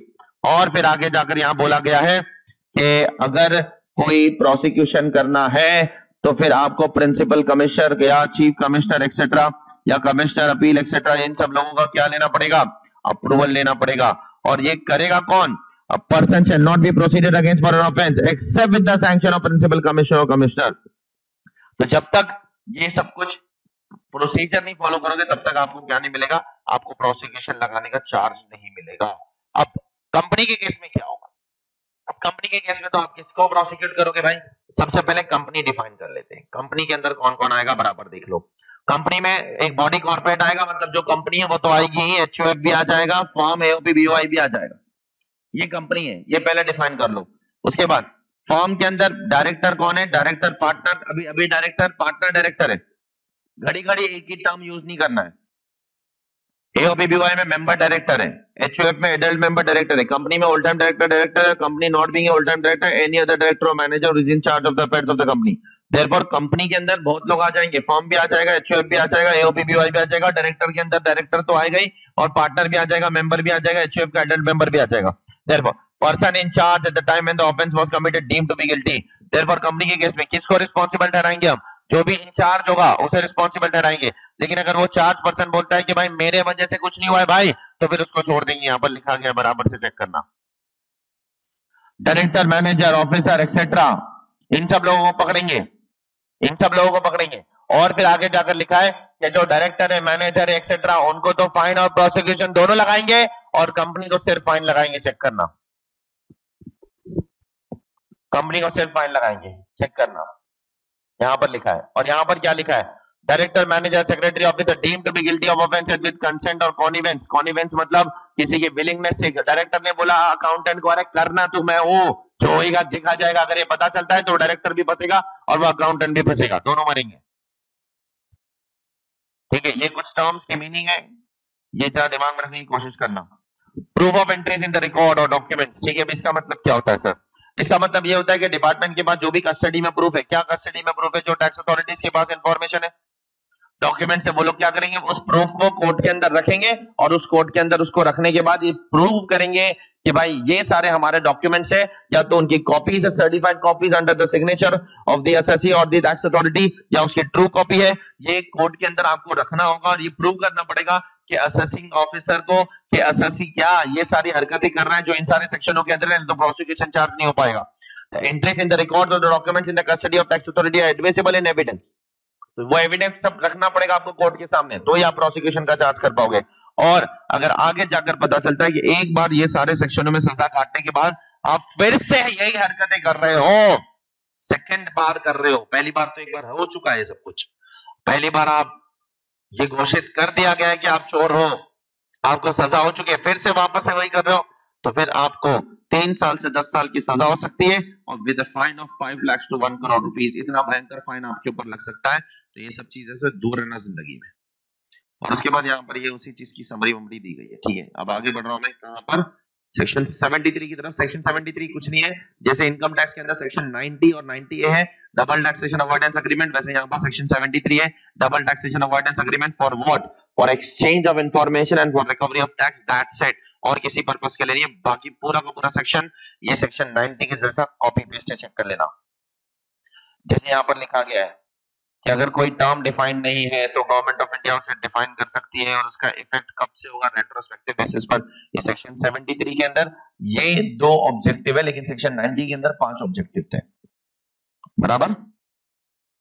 अभी डिपार्टमेंट नोटिस कैसे भेजेगी? ये फालतूगिरी यहाँ पर लिखा गया है कि डिपार्टमेंट नोटिस बहुत तरीके से भेज सकती है, पोस्ट से, कुरियर से, या सीपीसी में जो मैनर प्रोवाइडेड है, या इलेक्ट्रॉनिक तरीके से, या एनी अदर मीन से। एड्रेस फॉर कम्युनिकेशन क्या होगा? जो पैन डेटाबेस के अंदर अवेलेबल है, या इनकम टैक्स रिटर्न्स के अंदर अवेलेबल है, या एमसीए की वेबसाइट पे अवेलेबल है। यहाँ पर ईमेल एड्रेस क्या होगा, एक्सेट्रा एक्सेट्रा, जो इनकम टैक्स में अवेलेबल है, एमसीए की वेबसाइट पे अवेलेबल है। और नीचे लिखा गया कि अगर एसएससी रिक्वेस्ट करेगा तो फिर डिपार्टमेंट वाले नोटिस उसको इन सारे एड्रेसेस को छोड़कर और किसी एड्रेस पर भेजेंगे जहां पर वो बोलना चाहता है। से फॉर एग्जांपल अगर एसएससी कहीं पर वो रेंट वेंट पे शिफ्ट हो गया तो एक्सेट्रा, वो बोलेगा मेरे सारे डॉक्यूमेंट्स आप इस एड्रेस पे नहीं, एमसी की वेबसाइट पर जो एड्रेस लिखा है वो नहीं, और ना ही मेरे इनकम टैक्स के पोर्टल में जो वेबसाइट पे लिखा है वो नहीं, बल्कि कहीं और भेजो तो भेज देंगी। तो एक प्रोसीजरल रिक्वायरमेंट है, उससे हमको कोई दिक्कत नहीं है, ठीक है। सेक्शन 75 क्या बात करता है, ऑथेंटिकेट कौन करेगा? डिपार्टमेंट के लोग करेंगे, नोटिस डॉक्यूमेंट्स को, ऑर्डर्स को, सबको ऑथेंटिकेट करेंगे, उस पर स्टैम्प करेंगे, प्रिंट करेंगे, अदरवाइज राइट ऑफ करेंगे, वो काफी हो जाएगा, वो माना जाएगा कि क्या है, वो ऑथेंटिकेटेड डॉक्यूमेंट्स है, ठीक है। उसके बाद आगे जाकर section 76 which is at par with section 292 BB of income tax act. 292 BB क्या बोलता है कि अगर कोई नोटिस आपको लेट सर्व होती है तो आप तभी ही बोलो कि लेट हो गई है। आप पूरा प्रोसीडिंग खत्म होने के बाद नहीं बोल सकते हो कि नोटिस लेट हो गई है, क्योंकि अगर आप बाद में बोलोगे तो डीम्ड किया जाएगा कि आपको समय पे नोटिस मिली है, ये डीम किया जाएगा कि आपको सही नोटिस मिली है, ये डीम किया जाएगा कि आपको नोटिस मिली थी। तो ये सेक्शन 76 के अंदर वैसा ही सिमिलर प्रोविजन गवर्नमेंट ने डाल के रखा है, देखना यहाँ पर सेक्शन 292 बीबी। मैं सब लिंक कर रहा हूँ इनकम टैक्स से यहाँ पर, क्योंकि जब तक इनकम टैक्स से लिंक नहीं करोगे आप कंफ्यूज हो जाओगे एग्जाम के दिन। मैंने क्लास के अंदर एक एक चीज आपको बारीकी से लिखवाया, बराबर से लिखना, इसीलिए हम लोग 120 115 घंटा लेते हैं to complete international tax, unlike other professor who say that international tax is same as direct tax, जो बिल्कुल भी नहीं है बेटा। ये आपको पढ़ने के बाद ही समझ में आएगा, या तो आपने डेप्थ में नहीं पढ़ा, या तो आपने वो ऊपर ऊपर से पढ़ा है, या तो आप बहुत ही ज्यादा मासूम है जिंदगी में। नाउ आगे जाकर अप्रूव्ड वैल्यूअर कौन हो सकता है, ठीक है। यहाँ पर लिस्ट दिया गया है कि एसएससी अगर चाहे तो वैल्यूएशन ऑफिसर की मदद ले सकता है, या ऑथराइज्ड रिप्रेजेंटेटिव की मदद ले सकता है। ऑथराइज्ड रिप्रेजेंटेटिव कौन हो सकता है? चार्टर्ड अकाउंटेंट, एक प्रैक्टिशनर, एक लीगल प्रैक्टिशनर, या कोई भी सीबीडीटी जिसे ऑथराइज करेगा, शेड्यूल बैंक का ऑफिसर एक्सेट्रा, इन सब लोगों की मदद ले सकता है, क्योंकि वो शायद खुद एसएससी इतना नॉलेजेबल नहीं हो, तो ऑथराइज्ड रिप्रेजेंटेटिव की मदद लेना बहुत ज्यादा ही कॉमन सेंस वाली बात है, ठीक है। उसके बाद सेक्शन 79 बोलता है कि आप राउंड ऑफ कैसे करोगे। सबसे पहले आप किसको राउंड ऑफ करोगे? अनडिस्क्लोज्ड फॉरेन इनकम और असेट को राउंड ऑफ करोगे। राउंड ऑफ करते समय अनडिस्क्लोज्ड फॉरेन इनकम और एसेट को राउंड ऑफ करते हैं समय you will multiply, you will round off to the nearest multiple of 100 rupees. Check करना 100 रुपीज के मल्टीपल पर आप राउंड ऑफ कर दोगे, ठीक है। उसके बाद जो एक बार ये हो गया, क्या क्या राउंड ऑफ हो गया, ये राउंड ऑफ हो चुका है हमारा टोटल इनकम, जैसा को हमारा राउंड ऑफ होता है ना 288A के अंदर, वैसे ये अभी तुम्हारा total foreign income, undisclosed foreign income and asset round of हो गया। अब टैक्स को राउंड ऑफ करेंगे। टैक्स राउंड ऑफ करते समय पेएबल या रिफंडेबल जो अमाउंट आएगा उसको मल्टीप्लाई करोगे नियरेस्ट मल्टीपल ऑफ 10 पे, और जो भी पैसा है 50 पैसे और मोर को इग्नोर कर दोगे। इनकम टैक्स से अलग है, बराबर से देखना, इनकम टैक्स जैसा नहीं है राउंड ऑफ, ठीक है। हाँ, आगे यहाँ पर बोला गया कि मेट्रोपॉलिटन मजिस्ट्रेट के नीचे का कोर्ट अगर है तो वो इस लॉ के अंदर किसी भी ऑफेंस को ट्राई नहीं करेगा। क्यों? मतलब इस लॉ के अंदर कोई भी ऑफेंस को अगर फाइल करना है तो मेट्रोपॉलिटन मजिस्ट्रेट या मजिस्ट्रेट ऑफ फर्स्ट क्लास के ऊपर या उस लेवल के कोर्ट के पास कम से कम जाना पड़ेगा। ये हायरार्की ऑफ कोर्ट है, उसके लिए आपको इनकम टैक्स लॉ नहीं बताता ये सारी चीजें, उसके लिए आपको कोर्ट ऑफ लॉ की हायरार्की देखनी पड़ेगी, सुप्रीम कोर्ट, हाई कोर्ट, फिर उसके बाद में अलग अलग किस्म के ट्राइब्यूनल्स, उसके नीचे अलग metropolitan magistrate, magistrate of first class, उसके नीचे सेशन कोर्ट्स, ये कोर्ट वो कोर्ट। तो यहाँ पर कोर्ट की हायरार्की बोलेंगे कौन सा कोर्ट आपका मैटर उठाने वाला है। सेक्शन 81 बोलता है कि अगर नोटिस के अंदर कोई मिस्टेक है, छोटी मोटी मिस्टेक है, जिसकी वजह से आप असेसिंग ऑफिसर या डिपार्टमेंट पे क्वेश्चन नहीं उठा सकते हो कि पूरा का पूरा असेसमेंट गलत है। अगर पूरा का पूरा असेसमेंट एकदम सही तरीके से हुआ लेकिन नोटिस में एक मामूली सी मिस्टेक है, तो उस मामूली सी मिस्टेक को पकड़कर आप पूरा असेसमेंट गलत नहीं ठहरा सकते हो। नेक्स्ट, आप किसी भी गवर्नमेंट ऑफिसर के ऊपर कोई क्वेश्चन नहीं उठा सकते हो। आप किसी भी गवर्नमेंट ऑफिसर के ऊपर कोई गलत काम किया ऐसे नहीं बोल सकते हो अगर उसने गुड फेथ में सब कुछ किया था। कोई प्रोसिक्यूशन, कोई सूट उनके अगेंस्ट लॉन्च नहीं कर सकते हो अगर उसने सब कुछ सही फेथ में किया था। Next, section 83 income tax, all the information contain any statement under the income tax are obtain collect for that act. तो इनकम टैक्स एक्ट में जो भी इंफॉर्मेशन डॉक्यूमेंट्स कलेक्ट किए गए वो सब कुछ यहाँ पर यूज किए जा सकते हैं। और उसके बाद में नीचे देखो लिस्ट ऑफ इनकम टैक्स के सेक्शंस दिया है और बोला है कि सारे के सारे सेक्शंस इनकम टैक्स के यहाँ पर भी काम आएंगे। इसमें इन्होंने very recently they have added one section over here that is 144A, वो पिछले साल तक एडेड नहीं था और अभी ऐड किया। देखो विद इफेक्ट फ्रॉम 144A क्या है, powers of joint commissioner to issue directions. उसके बाद यहाँ पर सेक्शन 85 है, गलत है, आईसीआई की मॉड्यूल में ये 85 कर देना कि यहाँ पर सीबीडीटी ने पावर दिया है किसी इनकम टैक्स एक्ट ने सॉरी ब्लैक मनी एक्ट ने पावर दिया है सेंट्रल गवर्नमेंट को और सीबीडीटी को कि आप रूल्स बना सकते हो। यहाँ पर जैसे इनकम टैक्स के अंदर सेक्शन 295 के अंदर रूल्स बनाने के पावर्स है। उसके बाद यहाँ पर 86 के अंदर ये पावर दिया गया है कि आपको यहाँ पर अगर कोई डिफिकल्टी होती है इनिशियल ईयर्स में तो रिमूवल ऑफ डिफिकल्टी के सेक्शंस होते हैं हर एक लॉ के अंदर, और रिमूवल ऑफ डिफिकल्टी यहाँ पर कितने साल तक चलेगी? 2 साल तक। 2 साल तक अगर कोई भी दिक्कत होती है तो आप उसे रिमूव कर सकते हो through this particular section. Last but not least, इस लॉ की वजह से prevention of money laundering act के अंदर भी कोई अमेंडमेंट आया है।